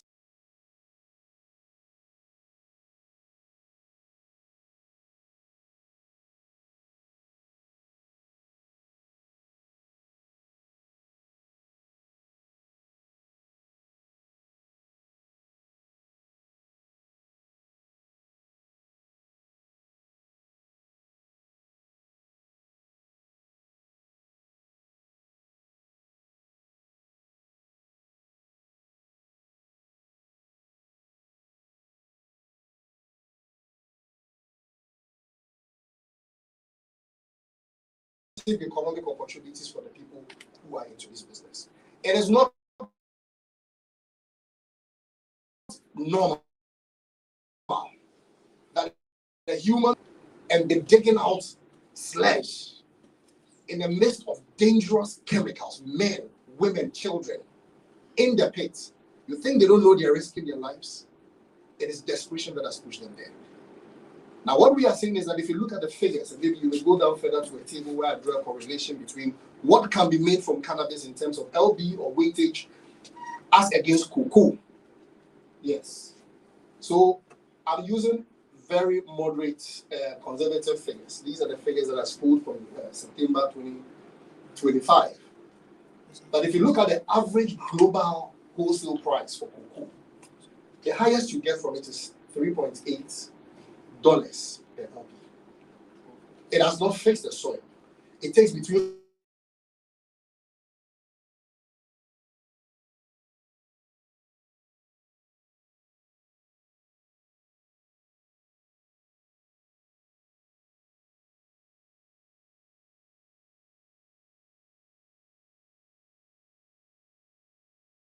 port disease and all the other issues that we're having. The problem with young people thinking that it's too difficult, it takes too long to come around in terms of turning it around into profit. You don't have that with cannabis. What it means is that if we can just rethink, at a point in our history that the Kwashi felt there was potential in this plant and smuggled it into Ghana. And we have benefited from it to some extent, but not even nearly as much as we should, because there is not a single natural resource that is produced in a raw state in Ghana that Ghana has ever set its own price for. Never in the history of this country. From gold to diamond, go and check. We don't set the price. There is a global pricing system where we don't participate in, that a group of people who are going to take it, refine it, and resell to us, tell us the price at which they are going to buy it. They tell us the price at which they are going to buy it.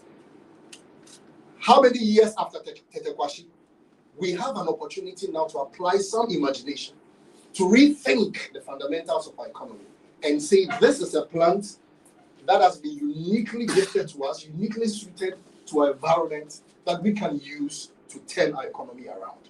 Imagine how many people would want to leave the pits, the dangerous pits of illegal mining, and move into the sustainable agro-environment of growing cannabis in a sustained way.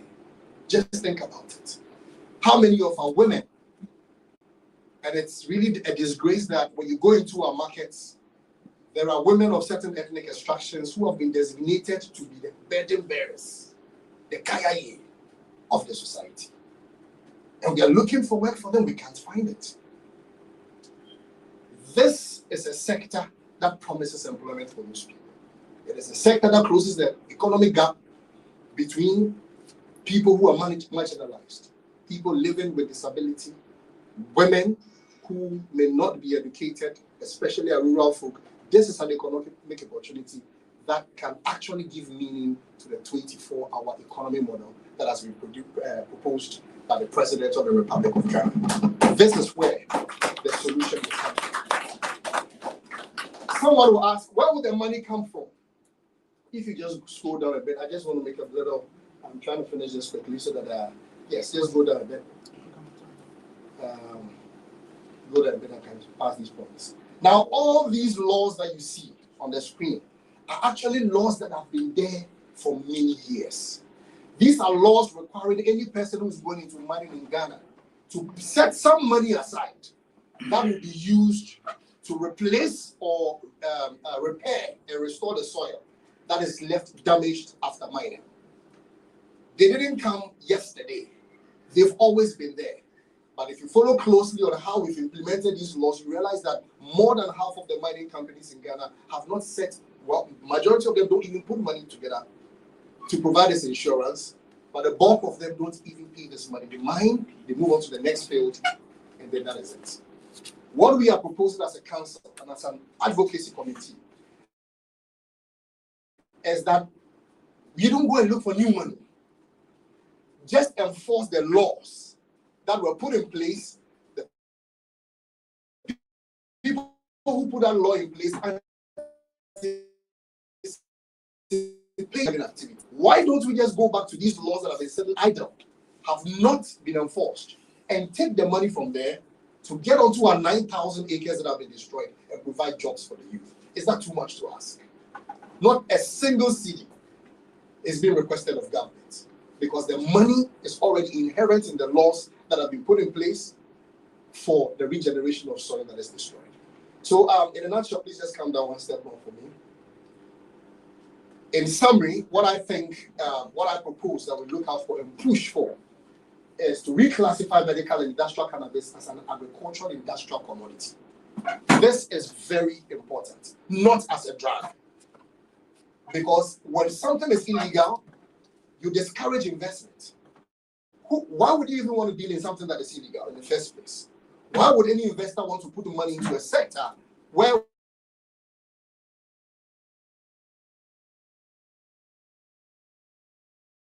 and is ready for the market, it can be impounded and taken away? Nobody. The risk level it is illegal. So nobody is going to do this. Next, separate cultivation regulation and recreational use from narcotic enforcement. This is a herb that only became illegal in 1935 because some British exploiters who were here felt that in order for them to position themselves properly within the laws of the International Opioid Convention of 1925 and also the League of Nations, they needed to amend their laws. They did not consult us. I'm telling you, this very attack even went against local gin production, what you call application. It was outlawed, it was banned, but foreign schnapps were allowed into the country. And for a very long time, even for our traditional people, when they are asking for gin, that is just how the culture of assimilation can mess us up. It is the same mindset that has been bequeathed to this very important plant, cannabis, and unfortunately for us, in spite singing an anthem, we've not had the courage to confront something that is only just a couple of decades old, whether it has been free for more than a millennia within this very country. It is unfortunate. We are also asking that zone production on reclaimed galamsey lands be done, and it must be a government policy under the 24-hour economy so that we can enforce the collection of the funds that are necessary to restore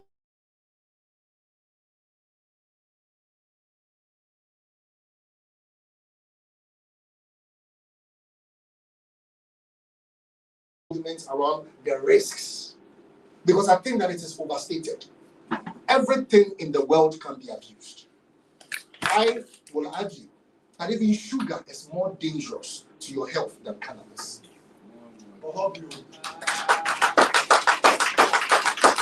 Okay. There are over-the-counter prescription drugs that are so dangerous that you can send your kids into pharmacies to go and buy. Alcohol is dangerous, even to the point of poisoning a fetus in the womb, and it is perfectly legal on our shelves. Why is it so? Why is the society not dead? Because inherent in that is regulation. There is two levels of regulation. There is the social regulation, which is the most important. Daddy and mama, uncles and brothers don't allow you to do certain things around the house. Then there is the legal regulation. Okay? they are perfectly normal. Aspirin is perfectly normal. You take 13 of that, that'll be your last headache. You're gone. But it is regulated, right? And to think that I have to be here, we have to organize a whole conference, expend time and energy to explain to the world that a plant is not illegal. Hence, why are we even doing this? A plant. You've not added anything to it. I'm like cigarettes. And my apologies to you if you enjoy you enjoy smoking some cigarettes, but there's a whole lot in there that you don't find in cannabis that causes serious health problems. But it is perfectly legal. So these are the requirements that what we are asking for. We require mining firms already legally obligated to reclaim lands to finance the cultivation of this sector. Thank you very much, ladies and gentlemen. And I very much appreciate your time.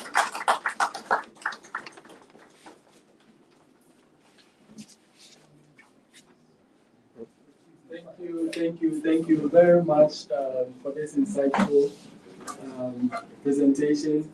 And I think you just make that point very clear. They have to make cannabis an agricultural product, and that will be it. Yeah, so without saying much, I think we have to move on to the next speaker. That is Ras Aswad Krabia, to give us some knowledge.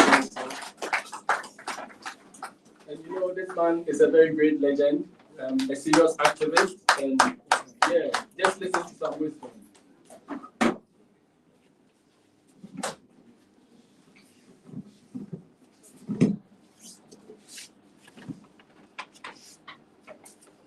Yeah.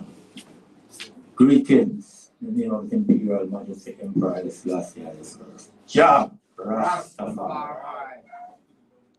First, I'd like to give all honor and enough respect to the Rastafari Council Advocacy Committee for being able to stay the course for the past 5 years consistently, delivering the knowledge, delivering the necessary information. And today is a great testimony that the Advocacy Committee has grown and matured and is at this level to be able to interface with the government concerning policies. My first question from listening to everyone speaking here today, I'm impressed. I'm very impressed with the science, the political, economic aspect of it, and all the wide cross-section of views and perspective presented here today. The big question is, when the Narcotic Commission was having their closed door meetings before they launch out and bring out the price, were any of you here invited to that closed door meeting? No. And your stakeholders? According to them, they had stakeholders at that meeting to come out with this obnoxious, ridiculous, capitalist, imperialist price to impose on the population of Ghana. They didn't invite any of us to that meeting. And I am saying today that when I listen to my brother and the analogy of the eagle, if we are eagles, we have to behave like eagles. We have to act like eagles. It is important that the Rastafari Council Advocacy Committee take this advocacy to the next level.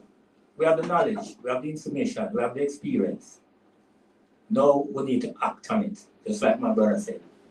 We need to act on it by utilizing the power that the Constitution has given us from a justice standpoint. The narcotic control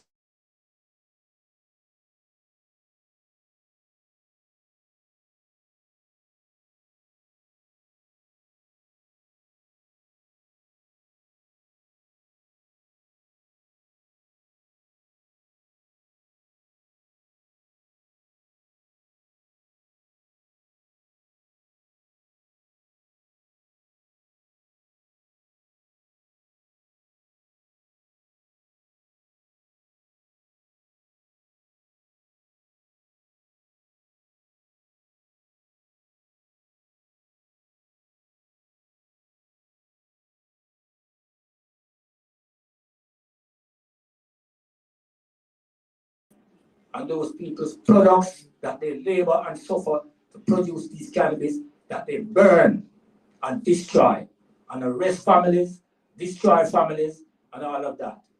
So I have decided that the next level for us as advocates is to be more, I don't want to use the word confrontation because what it's going to look like we're talking about fighting, but we have no other choice. We have to confront the issues head on. Because you look at all the information here today, the science, the knowledge, the information on politics, the information on the economics, and the information on so many aspects, the science. But we must put that into practice. We must put that into practice by confronting the state. If the state is responsible for what NACO is doing, we must address it. So I'm going to just present a proposal that I am making, a recommendation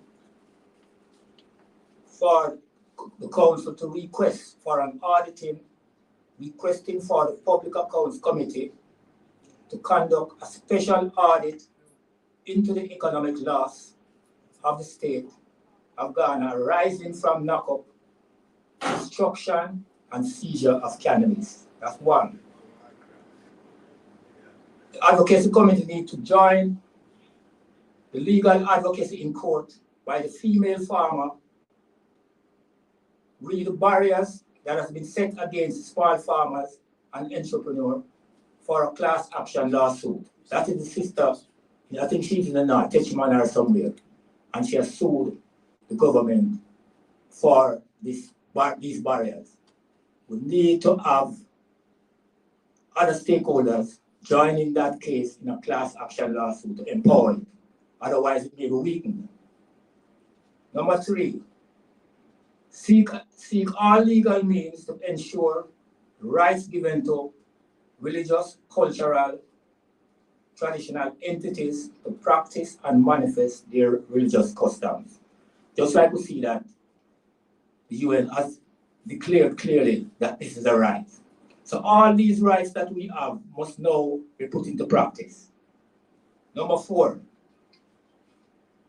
encourage the formation of a united front with all the stakeholders and farmers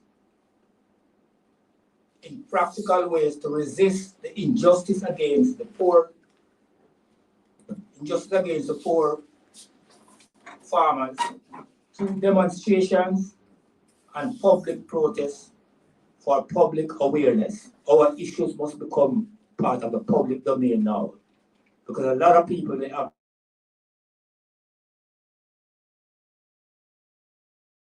if you look in the room, the poor and oppressed people, they are not here.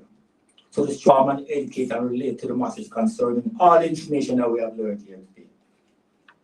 Having said that, I would just like to give you an idea of how we can move forward.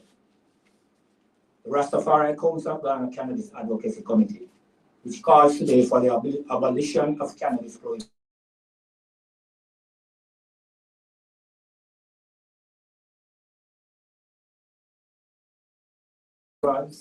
Public Accounts Committee of Parliament, Minister for Interior, and Director General of NACO. Petition for special audit pursuance for Article 1872 of the 1992 Constitution. Economic cost of narcotic drug destruction by NACO 2019-2025. Dear Auditor General, legal basis for this petition. Under Article 1872 of the 1992 Constitution, the public accounts of Ghana and of all public offices shall be audited and reported on by the Auditor General. Article 18.187 further empowers you to disallow any items of expenditure which is contrary to the law and surcharges. Officer responsible for loss We petition your office to conduct a special audit into the economic loss to the state arising from NACO statutory destruction of seizure of cannabis under Section 108 of the Narcotic Control Commission Act 2020, Act 1019. The facts are requiring an audit. The 1st of February 9th, number 1, February 9, 2023, NACO publicly destroyed 50,000 kilograms of cannabis at Bundase. NACO valued the same at Ghana 50 million. Act 1019 mandates destruction, but does not mandate valuation or economic impact assessment prior to destruction.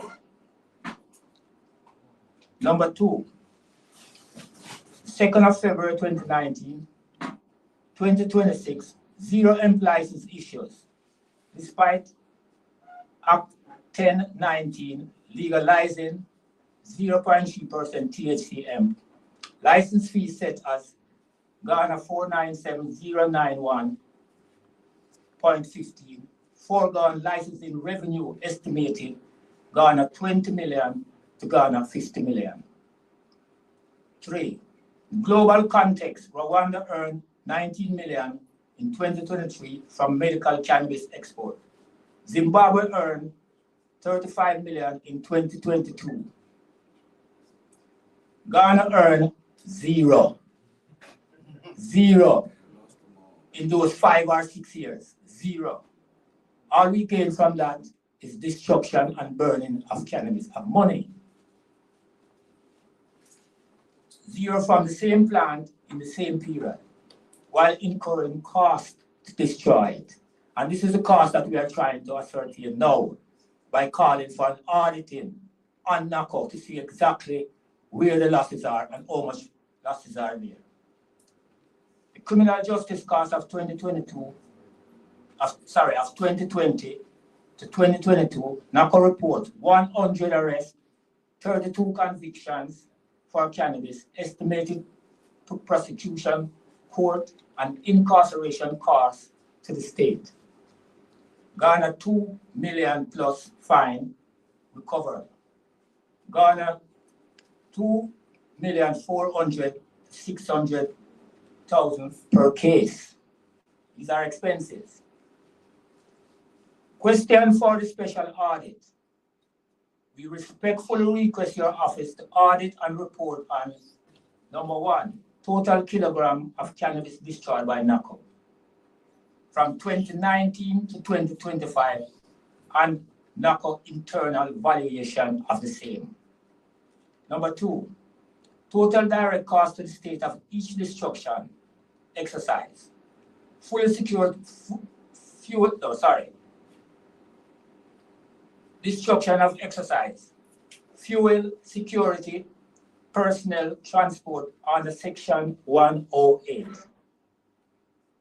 Estimated market value, foregone. If destroyed cannabis had been transferred to licensed medical industrial extractors instead of burned. Using Rwanda, Lesotho export prices as a benchmark. Number 4, total potential tax revenue foregone from 2019 to 2025 if Ghana had licensed cultivation at that rate comparable to Zimbabwe, $50 license fee, assuming 1,000 smallholder license. Number 5, whether destruction of low THC cannabis without laboratory distinction between 0.3% hemp and 0.3 cannabis constitutes wasteful expenditure under the Public Financial Management Act 2016, Act 921. This is a big public interest. Ghana is under an IMF program while destroying tens of millions of CDs in potential state revenue.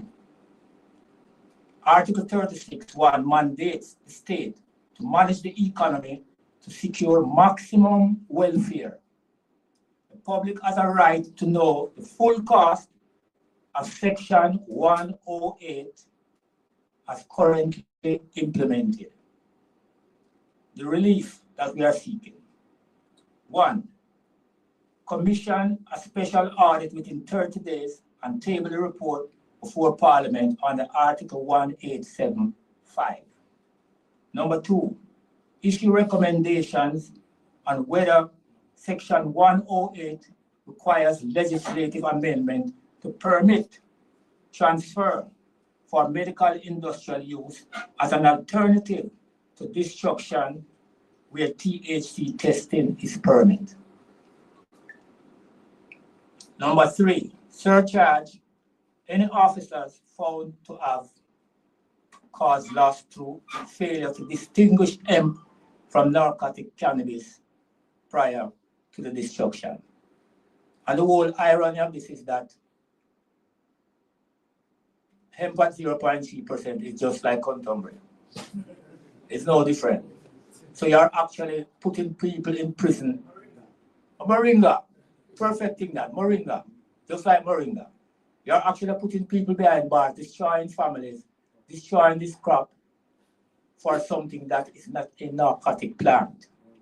As a matter of fact, when we're ready to talk about reparations, this is where we're going to come in. They have to repair us, the Rastafari community, 1, the poor and oppressed ghetto youth, 2, and the farmers in the villages for all these damages for something that is not a narcotic plant. We stand ready to provide documents, evidence, including knockout press releases. They have presented themselves to the public and said, this is what we are doing. So all the evidence are there. Act 1019 and comparative revenue data from Rwanda, Lesotho, Zimbabwe, and Germany. Truth, discipline, responsibility. Ras Aswad and Krabia, co-founder of Empire Greek Ghana Limited, co-founder of the Rastafari Council. I stand in full solidarity with the Rastafari Council of Ghana Advocacy in moving forward with this case.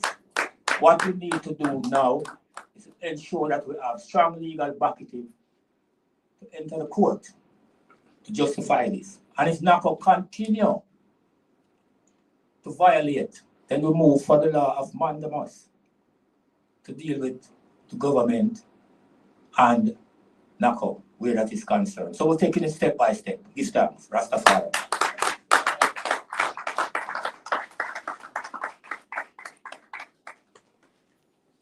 Wow, give thanks, give thanks.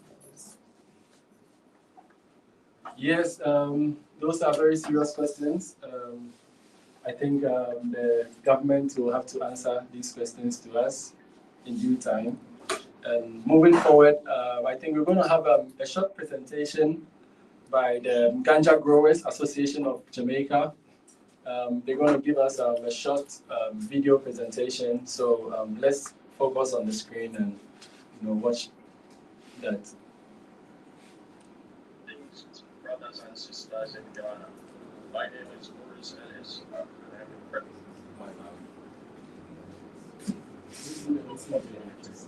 For connection, exchange, and collaboration in Jamaica and Ghana to share knowledge, strengthen advocacy, and support one another, building systems that are truly inclusive and just. This movement is global and this 420 stand with you. Give thanks and blessings.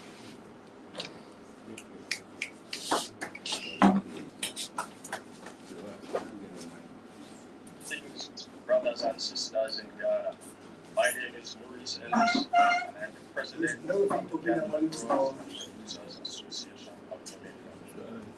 On behalf of the association, I bring greetings and solidarity as you convene your 5th National Ghana to share knowledge, strengthen advocacy, and brothers and sisters in Ghana.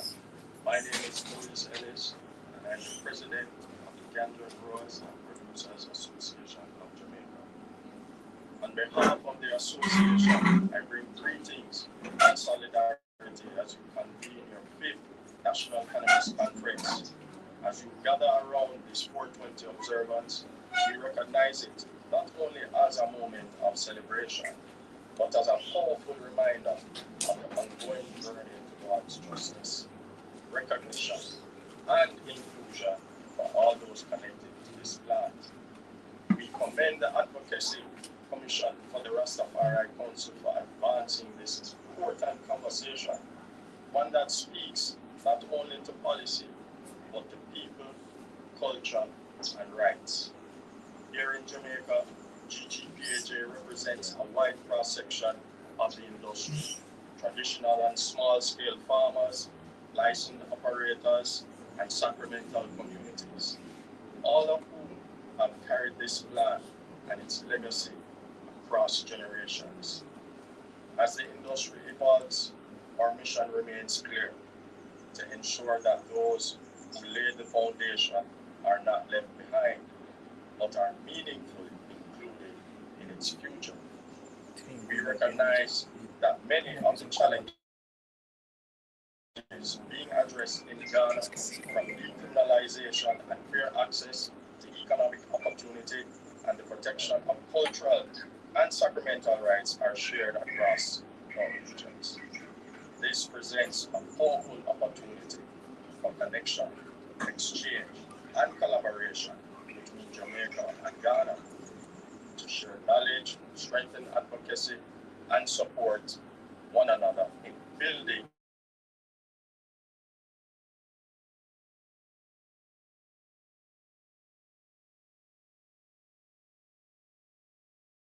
we stand in unity with you. Give thanks and blessings. Yes.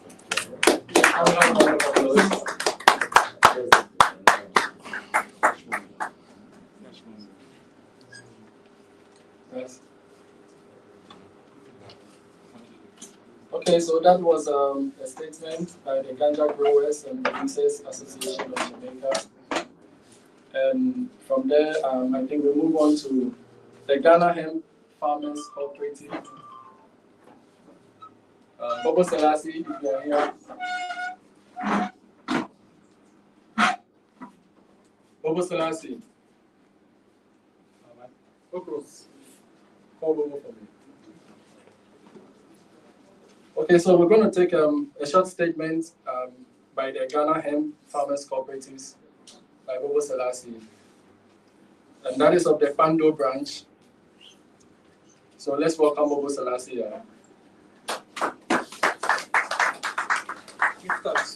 Selassie.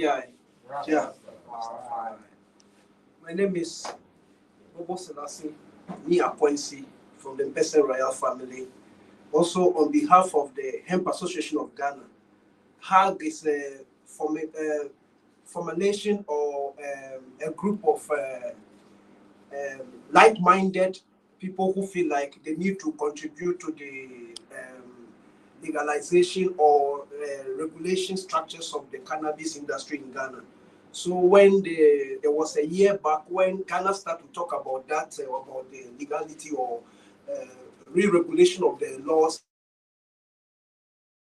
in the parliament, I think Brother Aswad and then Nana Ajima, who were from the Rastafari Council Advocacy Committee, just like what we are doing today, out of one of the conferences, decided that we need to mobilize the basic farmers, because most of the time when we are raising these laws and we are doing this legislative instrument, we don't think about the main people who are affected day by day.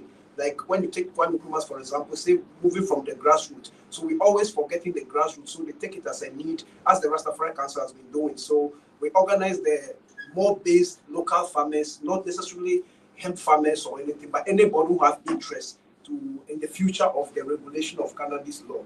So we were a group of people, actually Hemp Association of Ghana came by mobilizing the local communities, and then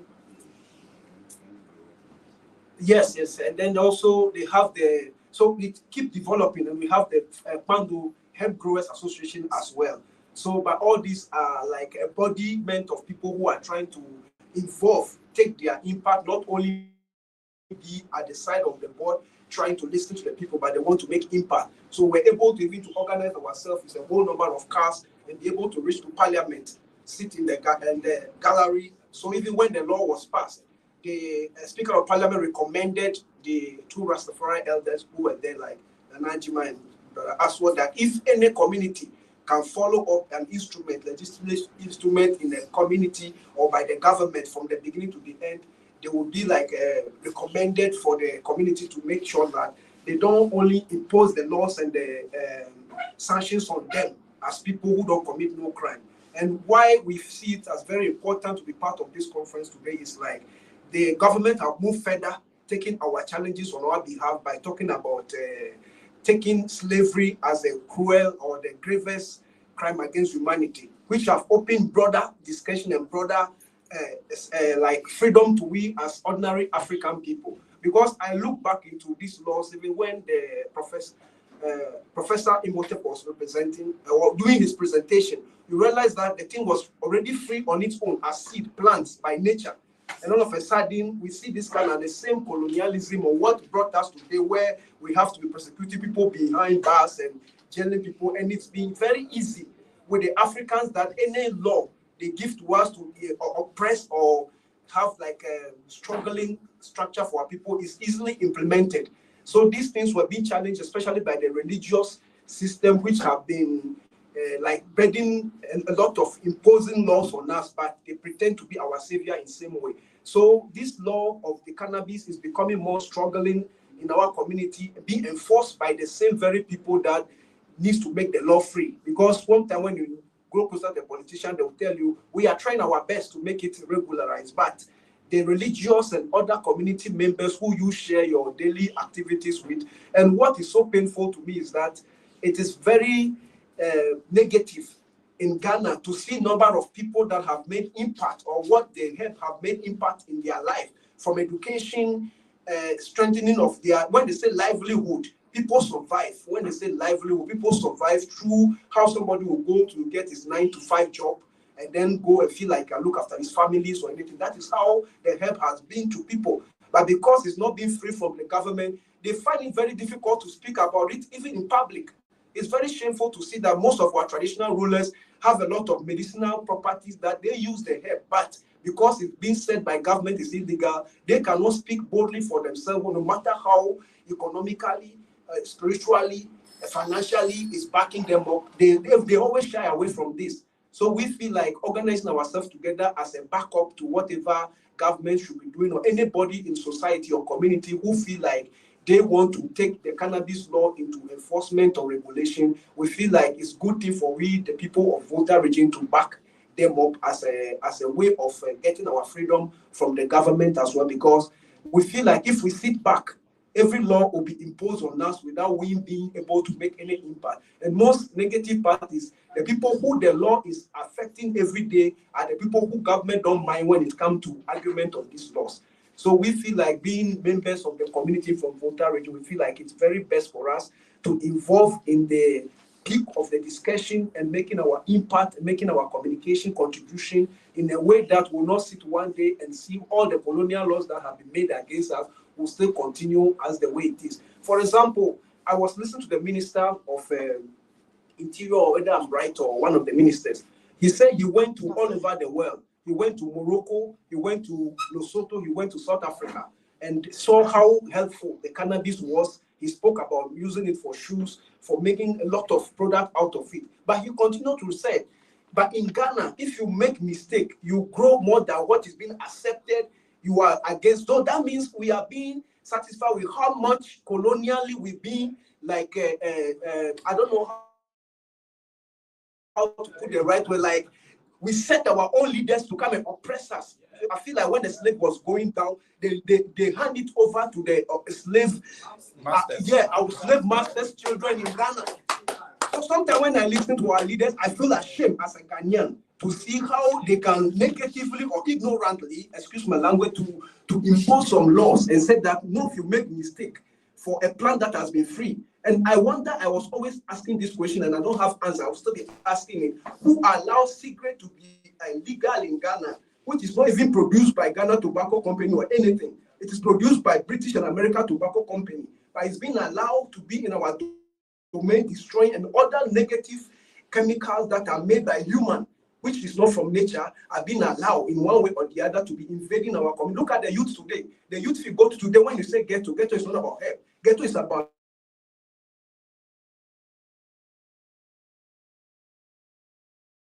and if you look this and blame everything on help. Always dormant of our people. Like it's not time for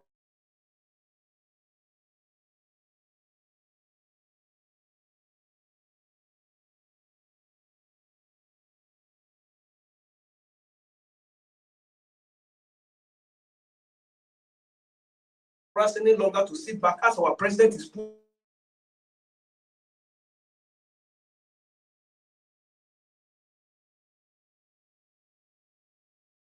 pushing the reparative justice there as a mouthpiece for ourselves and by ourselves. When repatriation, I heard about another organization that is saying that they want to champion the repatriation cause by educating people about reparative justice and repatriation. Yet the Rastafari was not called as a stakeholders at all. And if you go to Bobo Kaba, say your repatriation is 30 months of Black Star Line. Because everything that is our day-to-day music, West and everything. So until that day, if the Rastafari is not recognized and being the best contributor to the freedom of Africa, our freedom is still stick and is very far from our redemption. So therefore, we did not to sidelines, and all this is done by colonialism, because even the denial of education. As a Rastaman, when you're going to school, they ask you, do Rastaman also go to school? Because I can remember I was walking with my son to school. Somebody asked, do Rastaman also go to school? So it is not only by implementation, but it is a kind of a consciousness that has been brought into the people to grow with it continuously. And even when the more negative they go, the more satisfied they feel like they are doing the best. As said in the Bible, Christ said, we'll kill our own people feeling that we are doing the right. This is how the European or the so-called colonial master have set us. So I feel like we need to take off those unnecessary veils out of our imagination and live up as a community, as a people, and identify what is right and wrong for us when we compare ourselves to the Eagle family. Thank you so much. Last year, yeah. And my thanks to all the farmers who have supported, or all the people who have supported one way or the other to make this conference a possibility. Thank you, President Keks, Daddy Bosco, and all the elders that have been doing their best to keep this thing moving. Thank you so much. And all to our farmers who also come from Volta and all over the country. We give thanks as well for being part of the conference. Bless you. Yes, that was very, very powerful. I think it sums everything up. From here, I think I will entreat each and every one of us to be reformers, to be researchers, and also to be the voice of reform, and also be ambassadors to this culture. Abolishment, as of now, is what we need. Total abolishment of the cannabis is what we need as of now. So on this note, I'd like to invite the co-chairman of the council, of the Advocacy Commission, that's President Keks, to give their closing remarks.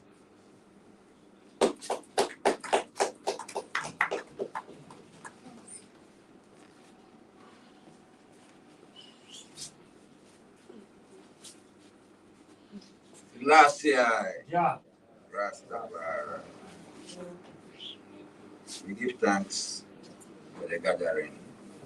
I just want to put a little bit of reminder to the authorities that in a free democratic society, which recognizes fundamentally but not exclusively the rule of law as the normative source of the source of normative right and rules, and in which government must promote autonomy.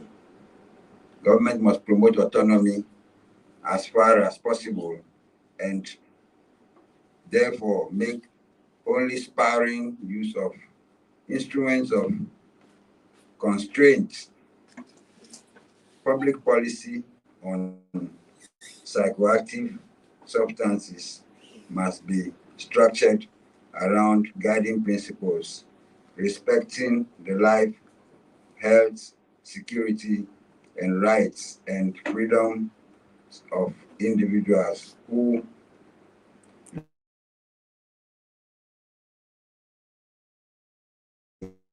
and naturally, legitimately and naturally and development, and can recognize the presence, difference, and security of others.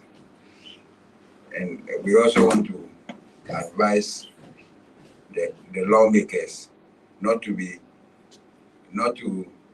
let opinions resist facts, because most of these laws they pass it out of their opinions, not the facts.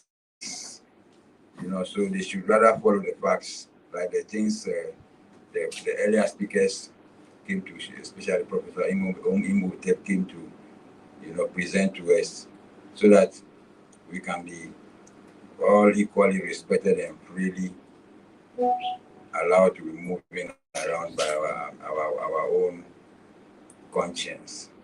I give thanks also for the coming of everybody to the program, especially the speakers and also the farmers and the facilitators of this program. I give thanks, and the media too. I give thanks for coming.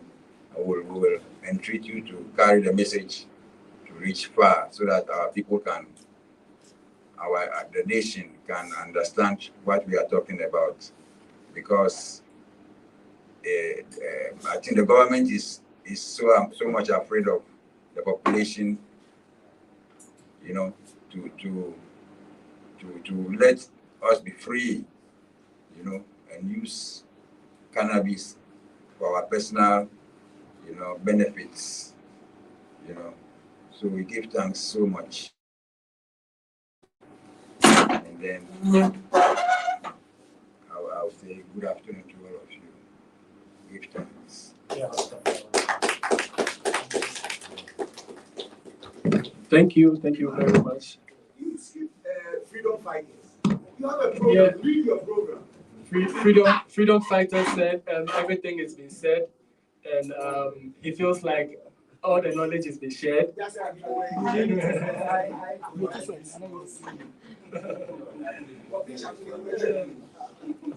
Yeah, so from here, we'll all step outside and take a group picture to reckon the day. And yeah, before we go, I think we have to say a closing prayer. Since we started with an opening prayer, we have to say a closing prayer. And before the prayer, I'll entreat each and every one. Hello. I will entreat each and every one from here. We should ask the question.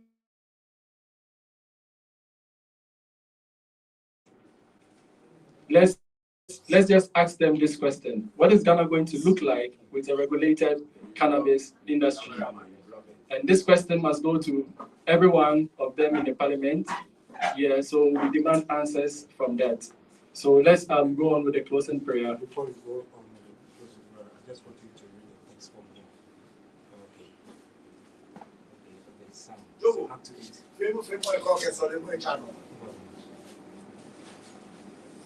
Yes. Jah Rastafari. Jah Rastafari. Jah. Rastafari. One thing I was told, and now I know, that every law is illegal except the law of Jah. And I know the eagle used the law of Jah. So we give thanks, Rastafari. So we pray that the Most High Jah will hear our supplication, will hear our cry, will hear our plea, and grant us all that we need, so that we'll come together and as an association, organize people, so that we'll fight this madness, this slavery kind of mental slavery kind of thing. We pray that the Most High Jah will strengthen us when we speak, that the lawmakers will hear us and hear our words, These are many blessings we ask through His name. Most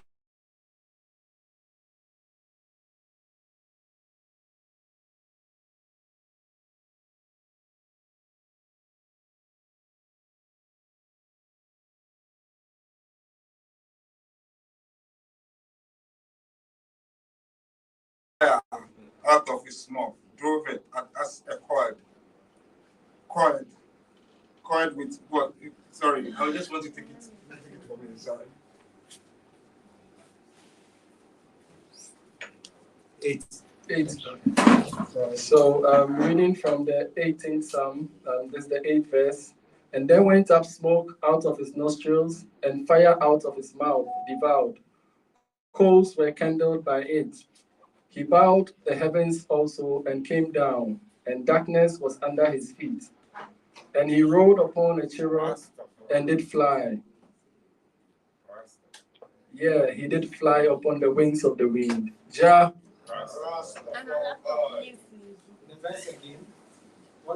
That's Psalm 18, verse 8. Okay, so I think on this note, we want to say a big thank you to each and every one here. And we also want to acknowledge our supporters, the main organizers, Rastafari Council of Ghana, supported by the Ganja Growers and Producers Association of Jamaica, the Black Agenda Report, and also the Economic Fighters League. So I want to say thank you to each and every one, also for making it to this place, being a part of this historic event. To our media personnel, we want to say a big thank you to each and every one of you, and we hope you propagate the message to the right places. Yes, so on this note, yes, I think it's time. Yes, and one of our key supporters, that is Ola Agro Ventures. Ola Agro Ventures, and he has this one.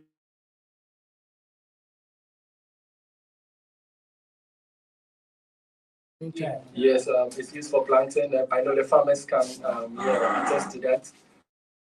So this is a very good contribute. So this rooting powder contains seaweed extracts that helps to repair the soil and the plant. So for galamsey, wherever there is galamsey, it will repair the soil. It's meant to repair the soil. That's what seaweed does. So organic grow seaweed, natural, all natural, no synthetic hormones or fungicides. Yeah, thank you. Yes, thank you for that. Yeah, so I think this is the time we need to explore and harness the blessings of nature. This is our time. Let us explore and harness the blessings of nature. Give thanks. Jah Rastafari.